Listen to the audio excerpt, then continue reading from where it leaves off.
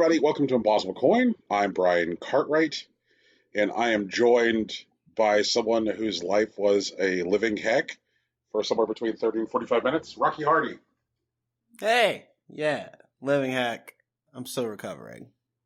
We're glad to hear it. And somewhere nurturing a newly developing relationship with a desk, Tegan Somerset. Yep, that's me. Wait, Teeks. Yeah. The real keyboard update. Mm-hmm. The real keyboard update. The real keyboard update. It's so pretty. It looks so good on the desk. Right choice. And what about the key feel? Oh, it's good. It might be better than the one that I have down here. It might be better. It's different. Which I didn't expect. I'm like, I don't understand anything about switches. What do you mean to make the keys feel different? They do make the keys feel different. Can I tell you how they feel different? No, I cannot. They sound different. Do you feel pressure at the end of the strike or all the way through the strike? What? Never mind. No. Brian, elaborate. Okay. I don't feel any pressure. When I think of pressure, though, I'm thinking of, like, something touching me as opposed to me touching something. Does that make sense? Sure. I guess it's more resistance is what I think of when I think of pressure. Brian, do you mean to say resistance, or is there a specific kind of pressure that we're not taking into account? Do you feel resistance all the way through the strike or at the end of the strike? I think it's, like, bouncier. Like, it's more of an equal pushback. So all the way through the strike? I guess, yeah. Okay. There isn't as sharp of a difference between, like, when I start pushing down and when the key starts coming back up, like there is with this one that I have down here. Okay, so does it sync and click? No, it bounces. It's definitely like, it's more of a trampoline kind of feel. Okay. It's a bouncy. So what I think that you have in there are plungers and not hinges. Okay. I have pink and gold switches upstairs. Does that help? It's going to depend on who the manufacturer of those switches are. Oh. Yeah. Okay. The ones I have are TTC gold pink. So they're still linear ones. I don't understand the rest of the things on there. But I don't know. They sounded neat. They sounded magical girl, so that's what I did. Any other questions, Brian? No, I'm good. Okay. These are plungers. Okay. Yeah. I like them. The way that Tegan is describing the sensation, kind of like the idea that it's like equal resistance throughout the push, is accurate. It should feel like that. Like that's the sensation it's trying to create, of like equal resistance throughout the push. I prefer hinges, where like when it's done traveling, you have like a firm click at the base of travel. Oh, okay. Yeah, those just feel better to me. I think that's probably because there has been some period of time in my life where like I was used to, I guess, older style keyboards where that was just the default. I like very, very large amounts of resistance with like a firm click at the end of travel. That's my taste. I see. Okay. Yeah. Learning new things. I don't know anything about keyboards.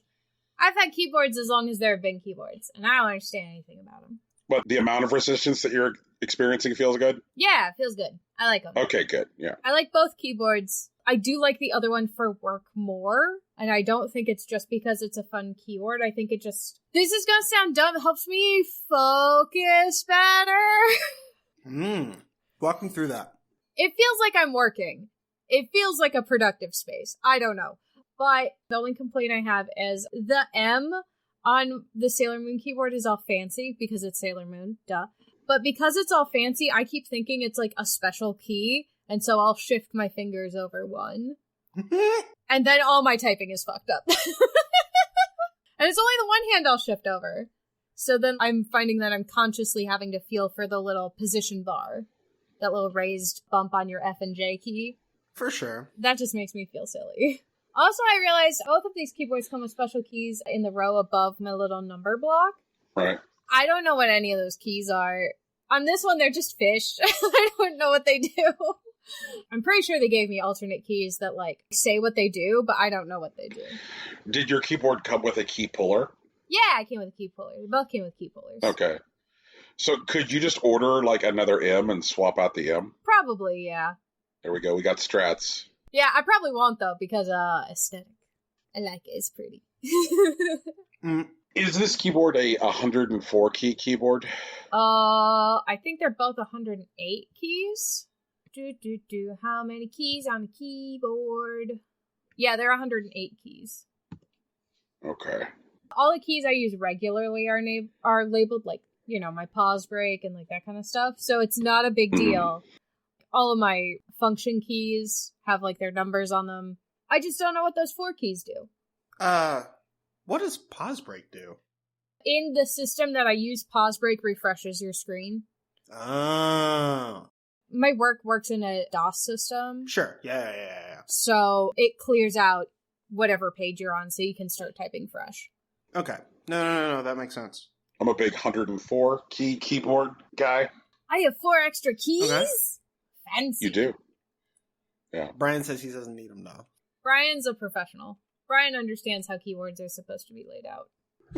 I think keyboards are personal and everybody's got a preference. Oh. My keyboard is right for me. Your keyboard is right for you. My keyboard's right for me because it's Sailor Moon. That's why. Oh, they're the volume buttons. That doesn't matter. I don't use my keyboard for sound. That's fine. Perfect. Yeah, it's great. I will say this, though, like, your keyboard is right for you. My keyboard is right for me. Although, to the people out there who live life without a number keypad, how do you fucking get out of bed in the morning? Yeah, honestly, how do you function? I mean, some people, like, really grew up not using them. I use mine a lot, because I find it more... When I used to play Yahoo games, and I did, like... I don't know what the name of the game was, but it was kind of like a grid where you had letters, and you, like, move around the grid to create words as quickly as possible. Mm-hmm. And I found it more comfortable for me to navigate using the number pad arrows than the actual arrow keys. Yep. I did a lot of that. Also, like, computations are just, like, so much faster with a number pad. Yes. If you have any kind of job that requires you to enter numbers into a system repeatedly, a number pad is a necessity. You can't go across. You just can't. It's not ergonomic. Is that how you use that word? I'm going to assume that's how you use that word. No, you're absolutely right. That's a good That is the right word. Yay! Yeah. Ergonomics are essential to keyboard design. And a row of keys across your top row on like a traditional like typewriter layout is designed for like occasional or incidental use of numbers in writing. As in like, you're like, this letter is dated January 6th, like that kind of thing. Right. You're like, I need to type a 6. But you're absolutely right that for like repeated input, it's just bad. And so like the idea of like a keyboard, which is designed for single hand input, so that way it can go much faster, is ergonomic design. It is designed around the way human hands are shaped. Mm-hmm. I don't understand how people fucking code and like don't use a numeric keypad, or if somebody's like an accountant and is like, hi, I'm an accountant, I'm Bob the accountant, and I don't use a number keypad. I'm like, are you a monster? You're just a monster at that point. Right. He made a deal with the devil, That's his pinky finger actually is like a robot, and it comes out and like splits into a bunch of different keys that push the number keys. That's how that works. I mean, that is some like, I hurt myself today to see if I still feel shit. Like, just... Right. Oh, God. Here's the thing I don't understand. Maybe you know this, Brian. Actually, if anyone would know this, I think you would know this. Why are the numbers on my number keypad the opposite of my numbers on my telephone keypad? I don't know that. I hate that. I hate that, and I want it to change. I think it's the phone's fault, but I can't remember why. Because that number keypad, like, numpads are, like, reminiscent of, like, cash registers, if I remember correctly. No, cash registers are also laid out in, like a keyboard. Right. Okay. And so, like, I think cash registers are older than, like, dial pad phones. But, like, I don't know why dial pad phones put the ones at the top. But I think, like, keyboard numpad is from cash register. At least that's the way that I remember it, but I can't remember why. There are gaps seems there. To make sense. The zero's still on the bottom, though, for all of them. So do you think there's a way that I could just switch, like, the 1, 2, 3 row and the 7, 8, 9 row? Oh can my I God. reprogram my keyboard to switch those? Of course you can. But Can like, someone else do it so I don't have to? The tricky part is that, like, I mean, I'm sure there's, like, a operating system level, like, remapping you can do. But if I remember correctly, like, applications can, like, opt out of that particular mapping, and you have to do it again. Like, that's the difference between, like, say, DOS and, like, Windows 10. But, gross. like... Hate it. Yeah. Oh, well. Okay, I have found out. You found out! What is it? What's the secret? Okay, so at this point, like, the idea of the numeric keypad or the adding machine keypad and the calculator keypad, the layouts already existed with 7, 8, 9 in your top row, and then descending below that. So, prior to the existence of the touchpad telephone, people used the rotary telephone. Correct. And so, in order for phones to work, they need to send, like, successive audio signals in order to tell the phone who to connect to, right? And if you make the input too fast, it will miss digits on a touch key entry. So, the decision was made in design during testing to reverse the layout from traditional numeric keypads, so that way people who were used to numeric keypads would not go too fast. It was designed as a throttling mechanism, slow down key entry. Jesus. That's interesting. Jesus. Is that not fascinating? They don't want me typed in my cryptocurrency keys too quickly. Fuck. Tegan, they don't want you to be great. Man. But the idea of, like, changing the layout, be like, okay, people who are used to numeric keypad entry are going to dial phones too quickly now, so that way the phones won't work. That's fucking fascinating. The phones will work now, though. The phones are smart. Yeah, the phones are smart. Hey. Right. Now on your phone's just like, okay, and it's just like letting you dial digits. It's like, this is all a lie. These buttons do anything until you're done pressing the last button. Wow. It's just like holding the information in a queue, which is like not the way a telephone keypad, like a traditional touch-tone keypad works, where it's like sending the signal each time you press one button. But like, yeah, like on an Android or iPhone device, it's queuing the inputs. Hell, even like on like old cell phones, it's just queuing the inputs. Fuck. So, like, what you're saying is that we need to petition a shift in cell phones to reverse the numpad so that it's just uniform again, because there's no reason to throttle us anymore. We can drop the shackles of the reverse numpad. We can. We should. You know what? We should. But, like, what's wild is that, like, when ATMs emerged, like, when the ATM became a thing, at that point, the fucking phone keypad had already been out there for a while.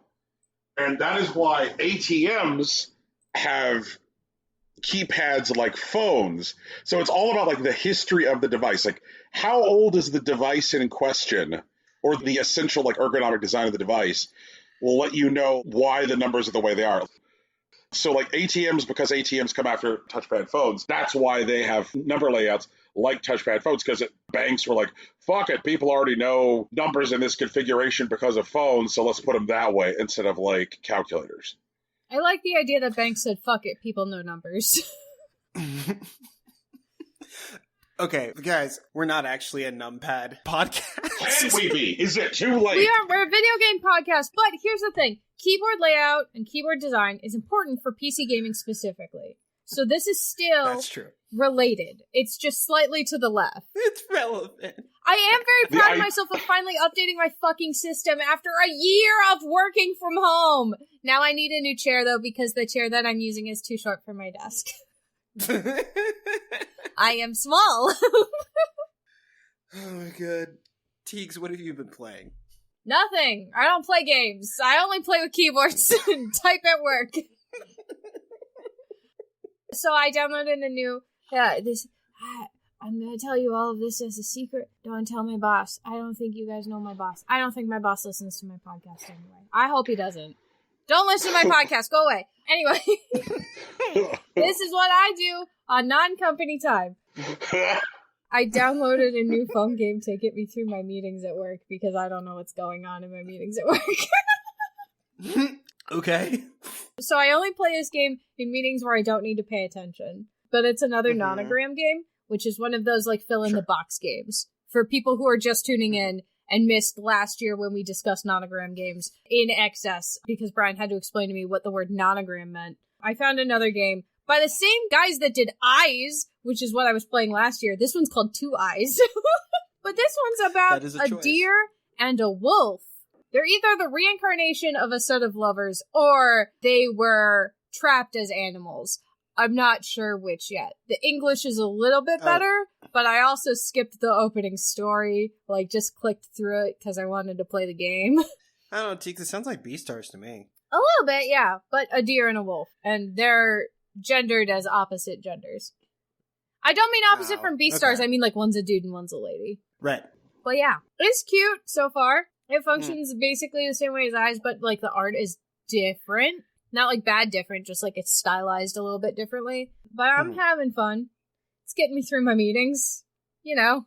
For sure. I did manage to do every single level in I Love Hugh too, so I had to pick something else to do during meetings. Wait, doesn't that game have like 600 levels or something? Yeah. Huh. Yeah. To be fair, I'm in meetings like 4 hours out of my workday. That's too many meetings. Oh, it's too many meetings. Thank you. It's so many meetings. And I'm not even necessary in most of them. They could just come to me afterwards and say, like, my boss could go to these meetings and come out of the meeting and say, hey, this error was fixed. You can now run the tests that were stopped because of that error. Like, that's all he needs to say. I don't need to sit in an hour and a half long meeting while they talk about that. I don't know anything about the errors. Because they were all found before I joined. And also, I'm not working on that project anymore. But I still have to go to all the meetings. I'm working on a different project. But I can't work on the different project because the people won't send over the file in a functioning format that'll work. And also, I don't have the right access because IT f***ed up my access. Anyway, this is what it's like working in corporate America sometimes as garbage. Yeah. I am happy to say that my boss, just Friday, said to the team, like, I want every one of you to feel empowered to just outright reject meetings that are a waste of your time. Or just, like, you know, like, send the meeting organizer an email that says, like, hey, feel free to send me the meeting notes. You know, like... That's cool. Yeah. That is Our cool. boss said during testing, like, if we're busy testing... we don't have to come to the meeting, but we do have to let him know that we're not coming to the meeting so that nobody, like, asks a question that we would answer. Or so that if someone asks a question and we're testing so we can actively answer, he knows he can message us, like that sort of thing. But I haven't been able to do any testing, so I have to sit in the meetings. Because otherwise I'm just sitting at my desk. So, you know. Too many meetings. I'm also the only one on my team who works in this office. Everyone else works in the Columbus office. So I'm kind of hoping that when they want us to go back to the office, I just won't have to go back to the office, because I'll still have to do my meetings from my desk, you know, remote in. Right. Like, I don't need to book a meeting room for that. I can just hang out at my desk. They're not going to try to get you to, like, pack up your shit and move to Beverly and, like, go to Columbus? God, I hope not. I don't think so, though. There's two, like, main offices for the company. One's in Columbus, one's in Akron. Now there's going to be another one in Detroit. And they were talking about having some people move out to Detroit. I hear the pizza's good. Yeah, they pay for all your moving expenses and that sort of thing. Also, you're right by the international airport, so, like, your flights are fucking cheap. Anyway, save $400 on flight to Japan by flying out of Detroit instead of fucking Ohio. Anyway. Not like I care about that particular thing, but, you know. So there's that. But also, our boss, the director, the guy who's above my boss, he lives in Minnesota. And he used to fly in on Monday, work in the office for a week in Columbus, and then fly out on Friday. And he's like, I don't want to do that anymore. That sounds awful. Yeah, that sounds like garbage. So he's thinking maybe he'll do that like once every other month, maybe. Or like around big system launches, and like that's it. which would be nice. And then they own all of the buildings that they have down in Columbus, but for the ones in Akron, they own one building, and then they own another building, but rent out, like, the bottom half of it to, like, lawyers and stuff in the area as, like, office space. And with the current health orders, they don't know how they're going to regulate, like, oh, buildings can only function at, like, 60% capacity, but how do we tell these other businesses that we're renting the building out to that, like, oh, you can't come in. We can have 60% of our people in, but you can't come in. Like, that doesn't make any sense. So, you know. Yeah. So, I'm expected to be home for a long, long time still, which is nice. But yeah, it's the thing. But yeah, that's why. So, I'm playing another Nonogram game. It's called Two Eyes. Is very fun. Recommend on the phone. Phone game, good game. Here's my problem is I don't trust myself, rather, to, like, bring my Switch in and, like, play, you know, a round of, like, Mahjong or do, like, a couple Story of Seasons days while I'm in those meetings, because if something happens and they say my name, I will not have been listening at all. Whereas if I'm playing, like, one of these Nonogram games, I'm, like, half listening. So I kind of have an idea of what's going on, you know? I get that, yeah. I don't know, it feels bad. I want to be able to play better games. I also want to be more actually productive at work. Oh well. Fix your shit. True enough. Tegan? Yeah. I have a question. Uh-huh. In your life, have you ever gone to, like, say, an early Saturday morning swap meet where people are selling paintings on velvet and that kind of thing? No. A what? You've never been to the swap meet? No. The swap meet? No, I've never been to a swap meet. It's like a flea market. Yeah. No, I have not. Huh. Okay. Why? I'm just sitting here looking at this art for Two Eyes. Yeah. And, like, Rocky knows what I'm thinking. So much of the art for Two Eyes looks like I have seen it for sale at various swap meets, being sold by a guy sitting in an aluminum lawn chair, and hanging up behind him is, like, a kind of wrinkly, like, remember the POW MIA flags? Oh, yeah. Yeah, he's just like, yeah, that's my wolf painting. That's $90. You want the wolf? You want the wolf? Yeah. That's very nice. Yeah, that's my $90 wolf. I gotcha. Yeah. I see exactly what you mean. I understand exactly what you're talking about. I still like it. It's still pretty. Yeah, like, I'm not saying it's bad. It's just, like, there's a very strong vibe. And, like, I am definitely not feeling pressured to spend $90, but I am pleased that I get to enjoy the art. Is that better or worse? I think it's A-okay, man. I'm cool with it. I miss swap meets. I'm not going to ask you to spend $90 to buy this painting also. Right. But, you know, if you're looking for something to do in your meetings while you're not paying attention, might I recommend this particular Nonogram game?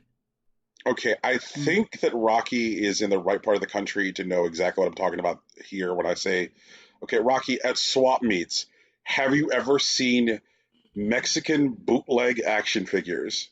Ooh, oh, yeah, that sounds like fun. I grew up with those. They are so good. Like, especially, like, the goofy-ass, like, Dragon Ball Z figures with, like, the wrong hairstyles. Incredible stuff. One of my favorite ones I've ever seen was Darth Vader riding a fucking velociraptor holding an axe. This sounds great. And the name of the figure on the package was labeled Space Viking and Friend. Space Viking and Friend. Wholesome. Yes. What the fuck? There's something so good about Mexican bootleg action figures. They're so fantastic. I saw one that was just like the dad from The Incredibles. Mr. Incredible. Yeah, Mr. Incredible. And he was just labeled Pudgy Man. Pudgy Man. Yeah. Which is just super hateful. Like, Jesus Christ. Yeah, I'm like, oh no. God. Oh no. That's great though. I almost fell down that hole. There was a point where I was like, man, do I just start collecting? Nope. I'm like, this is a bad hole. I do. So, fun story. What I believe will be the first con in Ohio has been officially announced. Like, Anime Con. Okay. Mm-hmm. And it is Colossal Con. I will not be going. Do not look for me there. I don't trust Colossal Con normally. Why would I trust it now, you know? but like a lot of people are really excited, and the thing that I'm gonna miss isn't the dealer's room, but it's the Otaku Craft Fair, which is like where people sell like homemade stuff and like merch that they don't want anymore. Right. And you can really get it for like a steal, and I'm bummed that I'm gonna miss it. Yeah, there's gonna be a lot of probably really good figures at very affordable prices. Yeah, I got a Kanon from The World God Only Knows. Like, I didn't even know they'd made any figures other than like one for the actual like demon girl from it. I didn't know they made figures of anyone else, and Kanon was my favorite character, and I was able to get her for $5. No box, $5. It was great. She's great. I have her upstairs. You just robbed this person, goddamn. They were just like, I don't want her anymore.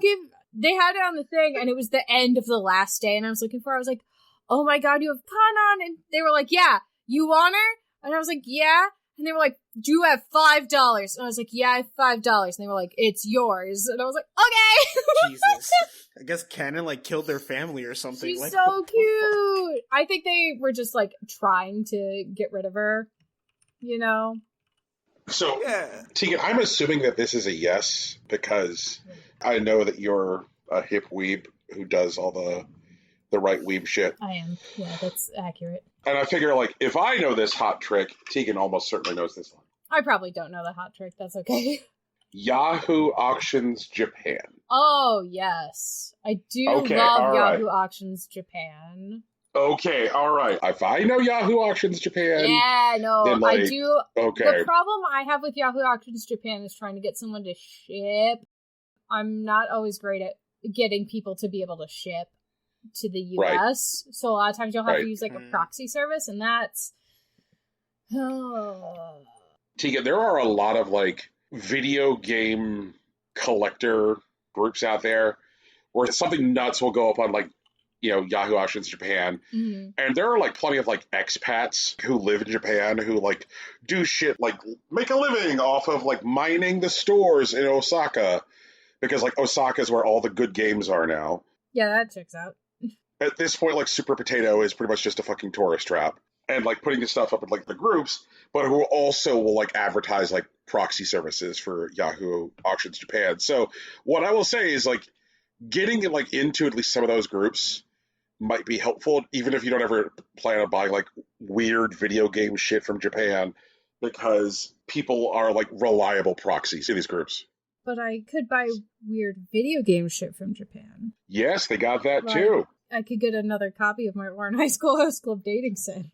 Oh, God. Hey! It's a good game. It's got good art in it. The thing that I've been looking at now on Yahoo Auctions with some regularity, like knowing full well I'll never buy one, but just like being like, man, I just want to look at these pictures every time they come up, is that like when Nintendo was trying to like sell people on the idea of the Famicom being a legitimate computer for your family, they're like, look, it's a computer. Nintendo sold the Family Basic keyboard. So there is, like, legitimately a keyboard that was issued for the Famicom. That's amazing. In Japan, and, like, it definitely follows, like, the Famicom color scheme. Yeah, it doesn't have, like, red keys or something? Like, the space bar, the enter key. Right. Yeah, like, there's, like, a few keys which have that, like, that beautiful maroon of the Famicom. So it's got, like, the golden maroon color scheme. And it has, like, a wrist rest at the bottom. Like, it's fucking great. And you can, with not much work, use the thing on a computer. And the reason I have not bought a Famicom Family Basic keyboard is because, to circle back to our earlier conversation, it has no fucking number keypad. It's so... But you could buy for that. You could buy a number keypad that you could put next to it. But I love the IBM M104. Like, the IBM M104 is the God King Emperor made flesh of keyboards. Like, I'm fine. Yeah, but it's not a Nintendo keyboard. It could be. You could just have that and use it for things that you don't really need the number pad for. Like wall art. Just post it on your wall as a flex. It's a pretty good flex. I guess there's that. Like weird accessories for the Famicom are neat. Like, the Famicom had, like, a cassette drive for, like, recording shit. And, of course, there's the disc system. There's a whole bunch of weird Famicom garbage out there, and it's all on Yahoo Auctions Japan. I guess, like, our call to action this week is fucking cruise Yahoo Auctions Japan like a weirdo. If you see something particularly great, send it in to us. There we go. That's a very specific call to action. Show us your best Yahoo Auctions Japan find. Please no porn. We already know it's there. I don't want to look at it, also. Like, you can look at it, that's fine. What you do in your own time is not mine to police, But you know what I will say, though? Okay, keep in mind, everybody, on this show, I have now, like, 4 years and change of history of being horrified by deviant art, right? Yep. So, if you can find something on Yahoo Auctions Japan that will break my used to deviant art eyes, you can send it to me alone. And I will attempt to come up with a podcast-safe description of it. But please, if it's just average pornography, don't tell me. We are only interested in above-average pornography. Right. What do you take us for, plebs? If you can manage to find something on Yahoo Auctions Japan that will melt my eyes, let me know. Otherwise, just send me video game shit or wrestling shit, which Yahoo Auctions Japan is good for both. I'm going to have money. I did that math this week for the first time, and I realized I'm going to have money, which is wild to me. For sure. After, like, losing my regular job where I had, like, a little bit of money, and then, like, working at GameStop for, like, none money, left beef, and then being just at, like, back to, like, I can pay all my bills. Haha. Wow. I'm gonna have some money. Even after, like, I finish paying for the desk and stuff, like, paying that off my credit card and shit, I'm gonna be able to buy something nice other than a chair. So, I want to get myself a little treat. I don't know what to get, though. I want to get a little treat. Have you considered a Famicom keyboard? No, I haven't considered a Famicom keyboard. I will consider it now, though. Consider it considered. Consider it considered. But I will consider it. That's what I've been doing. Work's weird. Everything's weird. It's fine. How are you guys doing? I'm chill. I'm getting my life together. Buying, like, actual furniture, throwing out all the old college stuff. Ooh. I have a real coffee table now. I have a matching set of, like, dishes and flatware. I have real ramen bowls. Kitchenware set, not, like, some random, like, pot and, like, skillet that I probably took from a roommate 6 years ago. Sorry, roommate. Yeah, they're fine. They didn't cook anyways. Fair. But yeah, like, I have stuff now, and that's cool. Oh, I built a nightstand yesterday. I haven't had a nightstand in a decade. Yeah. Where do you... Oh, you don't have glasses, do you? I don't wear glasses. I'm jealous of people that wear glasses, but that's a whole other thing. Do not be jealous. I have to pay to see. I have to pay money to see. I know. Tegan, I know it. I've been in this exact spot. Don't be jealous of glasses. Buy some fashionable ones from Japan. Get some anime themed ones. They'll be fine. No. Nobody needs to know. Anyway, I was literally gonna be like, where do you put your glasses at night? But you don't need them. Damn. Usually, I just put my phone on the floor at night when it's charging. But now I put it on the nightstand, and I have a couple books there, and, like, my 3DS sits there now. It's pretty nice. Do you recommend a nightstand? Yeah, I am very pro nightstand, actually. Nice. I grew up with a nightstand, and, like, I had, like, a little, like, sort of, like, tiny dresser drawer that I used as a nightstand growing up. Mm-hmm. But it's, like, this teal color, and I didn't want to take it with me when I moved out, and I just, like, haven't had one since. Also, like, I mean, I've been playing video games, because, you know, it's my thing. But this week, I'm just going to talk about demos, because, like, these demos were dope. It's demo week. Yes, they were. Rocky's usually our demo guy, and usually they're demos I haven't played. But this week, Rocky's going to talk about 2 demos I have played, and I'm so fucking excited about both of them. I want to hear you guys talk about demos. I don't know anything about demos. Okay, well, the first one I'm going to talk about today is Spirit Swap Lo-Fi Beats to Cast Spells to. It's currently active on Kickstarter. It is a match 3 puzzler with music from Melty Cannon, like shoutouts to fucking him. And, you know, it features POC cast, and it's queer inclusive. Very, very chill. And it looks like they're going to try to add, like, significant character interactions, maybe even, like, dating sim elements to it. They are less than $5,000 away from that. And because of the way Kickstarter works, I'm absolutely certain they're going to hit that goal, because usually on Kickstarter there's that like huge like push with when there's only 48 hours left. Mm-hmm. Right. So I messed around with that and I like it. It's pretty standard. It's like a Bejeweled formula with like spells. The spell you have in the demo like allows you to clear off like the top half of the screen if you have a square somewhere in your array, which is pretty easy to put together. The music is smooth, characters dancing. There's a little like horned frog, actually. I think it's like a unicorn frog. Right. That's just like jamming. And it's cool. I want to see more of it. I'm very excited for it. Like when I just saw like how many frames of animation there were and just like how lush the movement of characters are, this took me all the way back to Puzzle Fighter and Darkstalkers. Oh yeah. This is Darkstalkers like level quality. Yeah, like it's so beautiful. Like this, oh god, I was just thinking about like how gorgeous. I remember when like Puzzle Fighter came out on PlayStation 1. That was, I think, the game that started my love for puzzlers, and I just, oh god, man, like this game is like, it's scratching so much. Mm-hmm. The character designs are so fucking cool. Like Samar just looks so cool. She is cool. Yeah. Oh man, I cannot wait for this game. I hope they just clean up. I hope that they kill it. I'm so glad that they've already hit their goal. They started getting like some, like traction on Twitter when Rami Ishmael like signal boosted them. Mm-hmm. That guy has got some real. He's got some pull. He's got some pull, and I'm glad he does. Like he's great people, and if people are going to have pull, like he's a good person to have it. So it was after he brought attention to it that like I backed it. Man, I'm way in.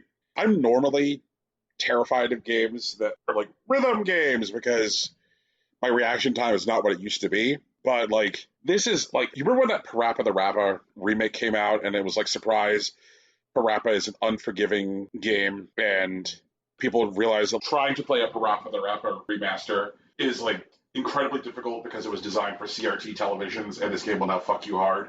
Oh yeah. So like I was worried when I downloaded the demo that I was like, oh man, like, like I'm so scared of rhythm games now.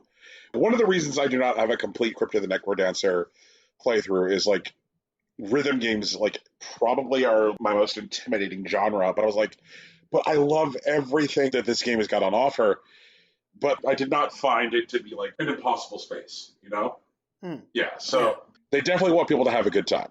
Yeah, it's real mellow. Yeah. I dig it. It's a hangout game, you know what I mean? Mm-hmm. Like Monster Hunter is like, you're gonna sit down and like, you're like, hi, I'm here to fucking like do serious business. Hitman, you're sitting down like, I'm here to do serious business. Like there's serious business games and then there's hangout games. Like this is a hangout game and I'm here for it. The other game that I think Rocky played a demo of is not a fucking hangout game. Oh, you mean Unbeatable? Oh no, I'm sorry, the other demo. Unbeatable is a demo. Unbeatable is another game that's on Kickstarter right now. It's already funded. It funded like 15 hours or whatever. But they have a demo that's also available through Itch that you can play. It features like 6 songs from it. And it's a 2-button rhythm game, but the way that it plays out also feels kind of fighter-like, which is kind of cool. You hit like the beats as they show up, and like basically you hit high or low, like your character jumps to hit them. The camera work when you're like doing certain things, like when you like jump over a hazard or where you hit a hold, is just like incredibly stylized. The music itself is really cool. It dances between like, really like funky, like grimy, like bass lines to like really like smooth, wavy, like beach rock. There's a lot of like tools you can use to like mess around with it. There's an assist mode in the arcade mix. You can play songs in half time, double time. You can modulate not only like your reaction time, but like the timing of the visual cues as they show up. It's really cool. Oh my God. How did this slide under my radar? I don't know, dude. It's on the Facebook and the Instagram. So I guess the answer is because I'm a bad person. I think you just got spooked. That's what it sounds like. I think that's possible, Tegan, because I might have seen the words rhythm game. Yeah. Mm-hmm. But I'm on their Kickstarter now, and I'm looking at all these like stuff about like accessibility features and assist mode for people who like want to hang out in rhythm games but find that they can't generally do so. Yeah. Yeah. Oh my God, look at this fucking game. It's really cool, man. I had a great time fucking with it this week. Oh my god. It's so pretty. Also, it helps. Maybe one thing is that you didn't get my Steam notifications because it wasn't on Steam. Like, I had to download the thing from Itch and just, like, play it. That is one thing that I'm trying to make more of a, like, considered effort of in 2021. If a game is available on both Itch and Steam, always buying it from Itch. You know, like, we have talked about Valve's business practices at length on this show. Oh, yeah. This show has feelings about Valve. Like, how long did we run that segment for? Years, like, dude. Yeah, like 2 years. You know what? Fuck it. We're resurrecting it today. We're going to tell you what came out on Steam today? We're going to do it. Oh, God. Okay, then I need to move on to the next thing. The thing that Brian wanted me to talk about before was the Resident Evil Village demo. This is the thing that Alex has been avoiding because he wants to go in mostly blind. So okay. I want to know about it. I'm curious. No, actually, that makes a lot of sense. Because, like, I actually struggle with horror games. Like, you get spooked? Oh, I do get spooked. But, like, that's kind of the point, right? Like, you don't play a horror game to not get spooked. Right. But the thing about it is that, like, horror games are designed in a way that have, like, low information and low interactability, specifically so they can spook you in between, right? Because otherwise the game would just be, like, untenably long, or, like, the spooks would wear off. Right. Right. And I like the opposite of those things in my gaming experiences. I love information-rich games with large amounts of interactability. It's one of the big reasons that I really love Monster Hunter. It's not a super great at, like, surfacing stuff to you because it would truly be overwhelming. But if you want to dig into it, like, it's all there. You just got to, like, read through it and fuck around with stuff. But Resident Evil Village is one of those games that is streamlined much in the way that Resident Evil 7 was. In fact, it's more of a spiritual successor to that than, say, like, the 2 remakes that have come out over the past couple years. I think it's an actual successor to 7. Yeah. Because you play as Ethan, right? Right, you are Ethan. It does the same thing that 7 does that I find very interesting in terms of, like, player and, like, narrative perspective, where you are third-person limited, but you're in first-person perspective of the character. And, like, the character, Ethan, definitely knows things that you don't as a player. And that allows them to, like, surface information and create these kind of, like, intense, like, player experience moments, but allow, like, your actual character to be reactive to them, which is interesting to me. You start out in the village, and there's, like, some crazy lady who's talking about how the monsters are coming out, and she, like, locks herself behind a gate, and you're kind of left to your own devices. After some exploration, you're able to find, like, the gate to Lady Dimitrescu's castle, and you are able to poke into, like, a couple of the houses. You find, like, a rifle, you pick up some bullets. There are a couple of monsters out there. You find a woman and her injured father hiding out in a house that want to get into a larger one. And so, like, you basically sneak around to get in, and then you find, like, what seems to be the remainder of the people that are still in the village, which is just, like, 6 people, including one man who's extremely drunk and very angry. Dickhead. Yeah, he's actually truly awful. Don't invite him to parties. And, you know, he trashes the people that are there. There's a woman who's, like, clearly grieving because her husband died, like, yesterday. There's a man with several injuries that he straight up just calls an invalid. Meanwhile, the father of the woman that you brought in, like, turns, like, in the room and, like, knocks over a lamp, setting the house on fire, but also murders just about everyone there. And, like, you're able to, like, run through a hallway and, like, escape in, like, a truck. But the demo is timed, so you only get 30 minutes there and you don't get a second try. I haven't messed with it yet, but I'm pretty sure you have to either delete the save data, and failing that, like, delete the entire app and re-download it. That's the one. Here to tell you, that's the one. The save data does not work. That makes sense. Yeah. And it's because the app, like, what they're planning to do is do, like, limited releases of the various, like, data. It's already been published, so, like, this week you're able to, like, explore the village. And next week, you'll gain access to the castle. And the following week, you'll have access to both areas, and I'm assuming an extended time or whatever. The following week, it'll be available for people on Xbox also to play. Yeah. So PlayStation users are getting 1, 2, both, and everyone else is just getting access to that weekend with the both. Oh. Yeah. Okay. Yeah, that makes sense. But yeah, like it's it's definitely a creepy village, and I don't know what's going on, but I'm also like acutely aware because I played 7 that Ethan definitely knows what's going on. That's why he's fine with it, I guess. And like he has his own goals, he has his own internal monologue that I just don't have access to. So like I only have access to the things that he says and the things that people say around them to piece together what's going on. And I think that's very interesting from like a design perspective. I was able to take a look at the altar, but I wasn't able to glean that much from it. I did see Lady Nemescu. There was a man that appears to be some sort of hunter that I remember from the trailers and like the ensuing video after I completed the demo. Yeah. There seems to be some weird fight club someplace. Chris Redfield's going to show up, You don't like it. Okay. And for all of you people out there who are like, darn, I didn't play over the weekend. Let me let you know right up front. If you only wanted to play the demo to spend time with mommy, you didn't miss out on much. Yeah, you got to wait till next week. Yeah. But there was a whole lot going on. There's a moment in the demo, which for me absolutely was like pants-shittingly horrifying. Tell me about it, Brian. Okay. So there's a bit after you got the shotgun and you're out in the field. Mm-hmm. And you're like by the scarecrow and you could start to hear something.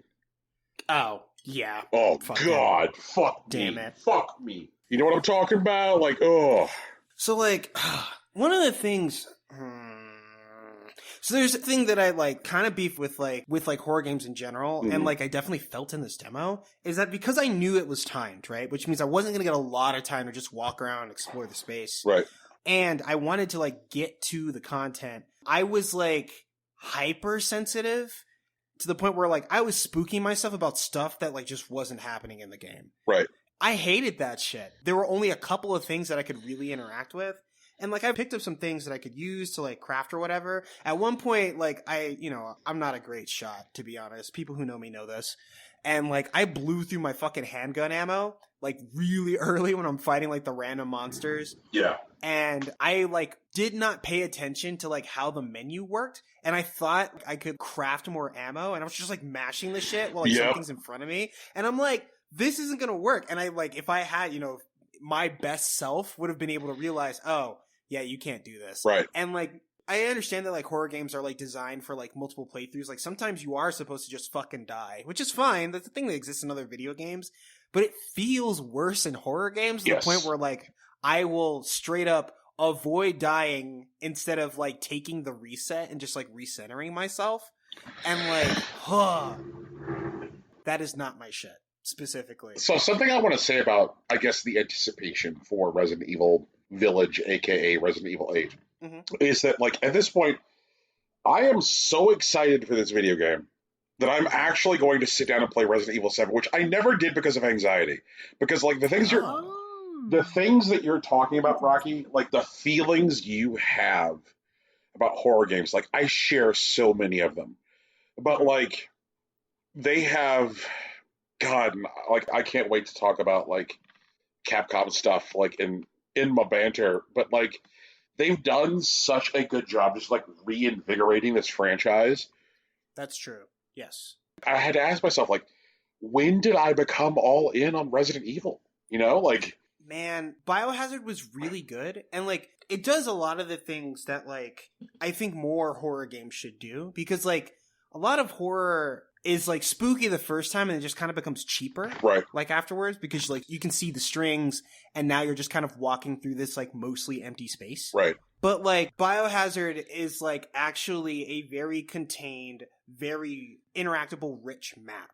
And there's a lot of, like, things that you can do that, like, you won't think about in the first playthrough. And it's, like, worth playing through again just for approaching things, like, through separate perspectives. Right. Like, one thing that I'm never going to fucking forget is when I was being chased by, like, the dad around the first time I had to kill him. Eventually, I'm chased into this garage, and I'm fighting him in this garage, and I'm just, like, freaking out, like, the whole time. And eventually, I kill him, right? And I'm playing with, like, a friend, like, weeks down the line, and we end up in the same boss fight. But what he does is that he runs into the garage, and the first thing he does is that he grabs the keys off the table. And I remember that that's a thing that the boss does, like, halfway through the fight. But he does it the first the first thing when he runs into the room, and then he gets into the car and he starts running over like the dad. And like, I remember when he did that to me, and that was fucking terrifying. And just like the fact that that's something you could turn on the boss, like, is incredible. It's this like tiny thing that they did that encourages like, oh, maybe I should take another look at these rooms that I've been in before. Like, it's not just about like, you know, scarcity of interaction and stuff. Like, there's all this stuff that you can do. Yes.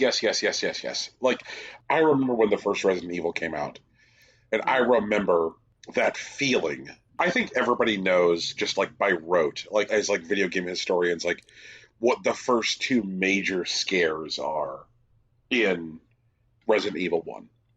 I don't play scary games. Please tell me what they are. Okay. So one of them is a dog jumping through the window. Mm-hmm. The dog is scary? It's big scary. Oh, okay. Okay. I'll trust you. The way you feel as a player when that dog comes through is like, ah! Like, it just, I guess it's like, as far as like escalation of tension goes, it's Bowser 8-4 Mario scary or Spell Tower, and I can't find any vowels. Oh, okay. Uh-huh. And you're just like, oh my god, and just like, it's this consuming feeling of fear. Mm-hmm. But the way that one plays out is like entirely unanticipated. The first scare, which is anticipated, is coming across the zombie that's eating someone. Oh, yeah. Because you can hear it eating before you come into the area where it's eating. And, but, Tegan, that's the thing. Because of that, it lets your brain turn Your brain does the work. Oh, yeah, I gotcha. Yeah. And my brain works hard, so video games don't have to. Exactly. Back to why Breath of the Wild was good. Like, there was a video I sent you guys, I think in the last week. It was a video of a cat from TikTok. Oh, yeah. Mm-hmm. And the cat's just, like, very few isolated notes on a keyboard. And the person called it, like, music from Breath of the Wild. The way that Breath of the Wild approaches music, it lets you, like, flesh out so much of your emotional reaction to things on your own. Mm-hmm. There's very few times that Breath of the Wild is just like, okay, here's music that never stops. It's usually just like isolated notes. Like, here's a few bars here, here's a few bars there. The music is the soy you occasionally dip a piece of fish into. You're not with it all the time. Mm-hmm. And the reason I'm talking about like this first zombie that you can hear eating in Resident Evil 1 is that when I was out in the field by the Scarecrow Rocky, and I could hear that thing, I was like, oh, fuck me. And then it was like, fuck me. And then I was like, oh, I'm 17 again. Like, you're just sitting there going, I'm boned. This is great. I'm boned. Exactly. Like, the fact that, like, they have gotten to a place where they're able to replicate that feeling, like, they understand the emotional quality of these games. Resident Evil is what it was. Mm-hmm. That's the thing. So is this one going to be the hot game of the year, do you think? Yes. So far. Of everything that's coming out, this is going to be the hot game. This is going to be like top 5. Like, no way it's not. I mean, other studios just keep on fucking canceling or delaying games because they're scared of 2021, you know? Yeah. And I think that because, like, other studios keep on, like, canceling or delaying games, this has the chance to really shine the way that it should. Yes. Okay, Brian, tell us about this Resident Evil presentation. Okay, so Capcom was like, hey, let us tell you about Resident Evil. And I said, okay, tell me about Resident Evil. The first thing they said was like, we're bringing Mercenaries mode back, which I think is a huge win. So for those of you who have not played much Resident Evil, Mercenaries mode is like what I would call like a very, would you say arcade is a good description, Rocky? Arcade is one of the better words, yeah. Yeah, like it's a very arcade feeling shooting experience where like you're looking for like precision versus time. You know, you're like, how am I most efficient in the time that I have? And it's like, I don't want to just call it a shooting gallery experience. I think that's reductive, but they really figured out a formula for this in Resident Evil 3. And they were like, surprise! Like, we didn't tell you about this until now, but we're bringing Mercenaries mode back. And this feels like a big drop because, like, people have been asking for the return of Mercenaries mode for, like, a very long time. To the point where, like, all of the Resident Evil Village info that they provided, there has been like a certain bitter component of the fandom that's like, that's all fine and well and good, but Mercenaries mode win. And it's like, okay, fuckers, here it is. It's very obvious from like the presentation that this is not some like slapdash effort put together in a month. Like that they've been working on this for like a while. They were just like waiting for like the mic drop moment to tell us about it. Mm-hmm. And they're just like, hey, here's Mercenaries mode. It kind of made me think about the thing that like a lot of people talk about, the idea of the power of marketing presentations. Sure. The idea of like, do companies deserve a mic drop moment? I still say no, but I could feel the intended power. The cry for Mercenaries mode was already huge. And then they're like, here we are, here's Mercenaries mode.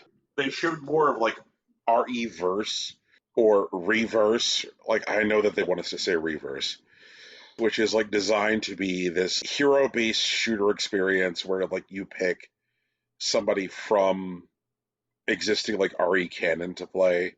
I don't know, like I'm still not super excited about this.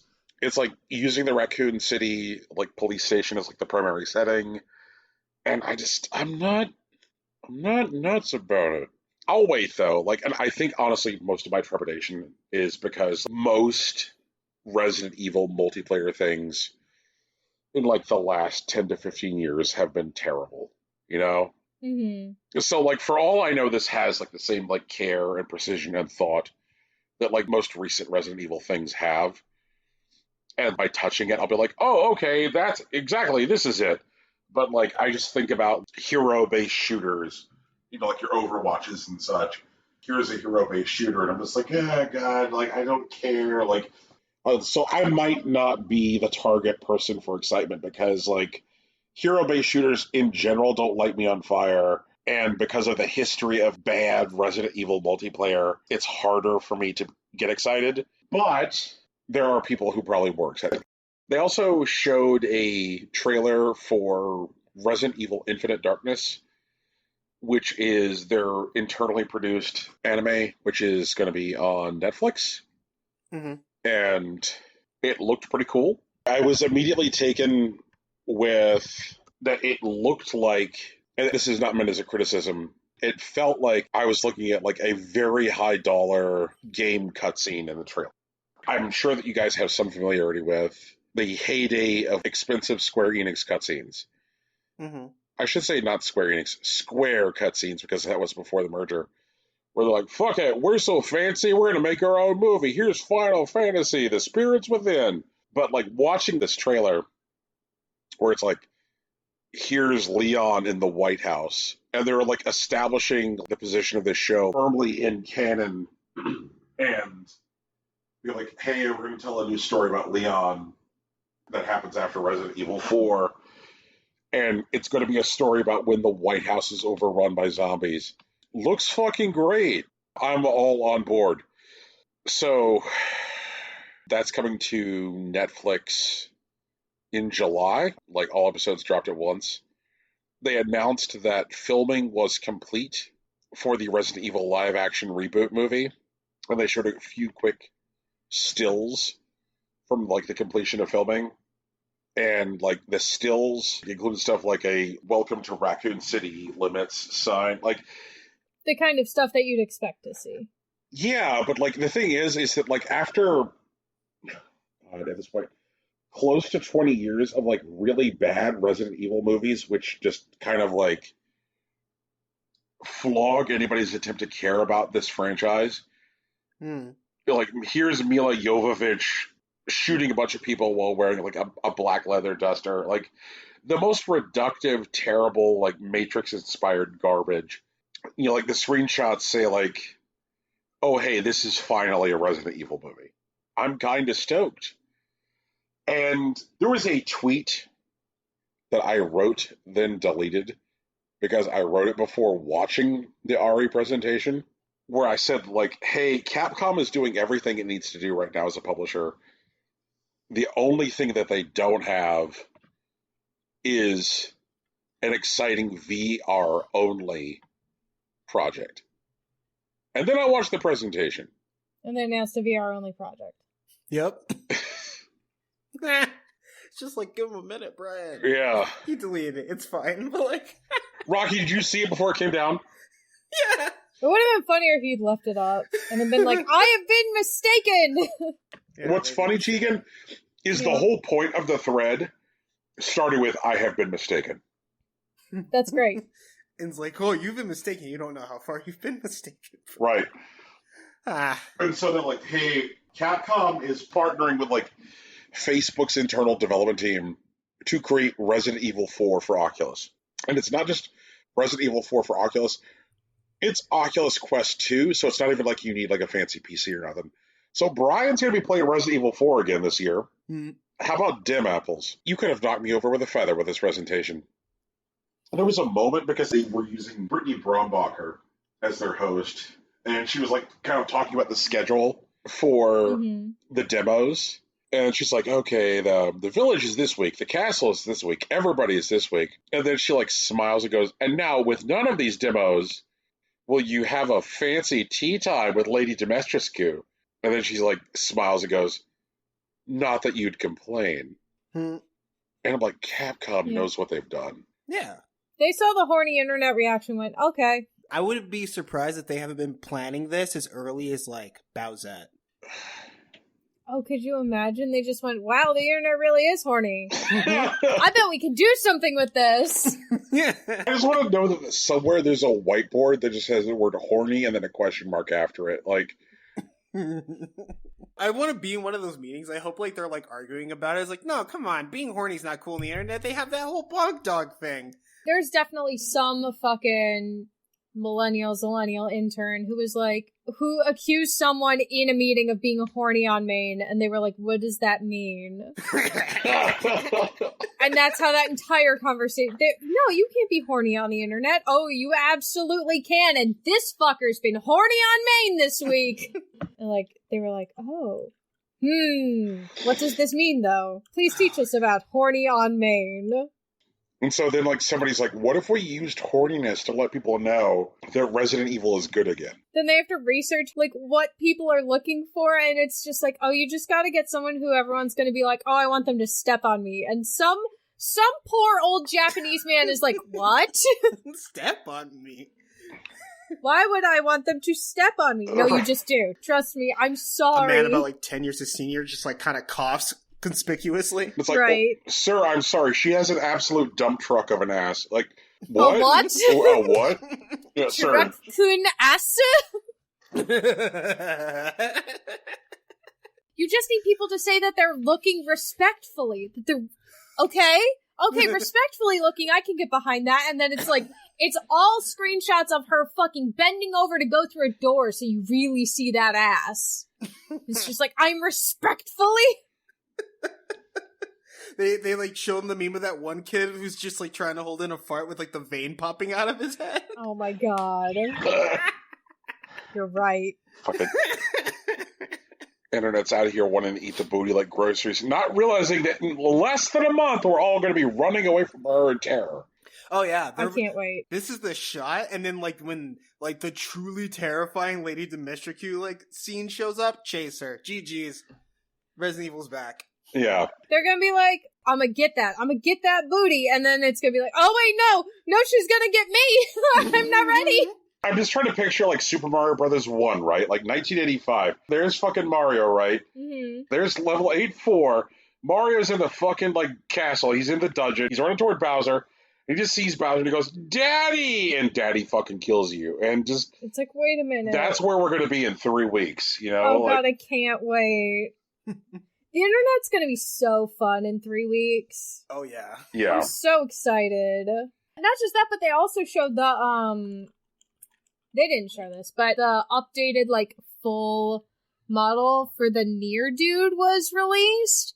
Okay. And everyone's like, that's a dad. That's a hot dad. That dad is hot. And I'm like, I don't understand. They're like, he's not grizzled anymore. He's sexy. Oh no. Oh no.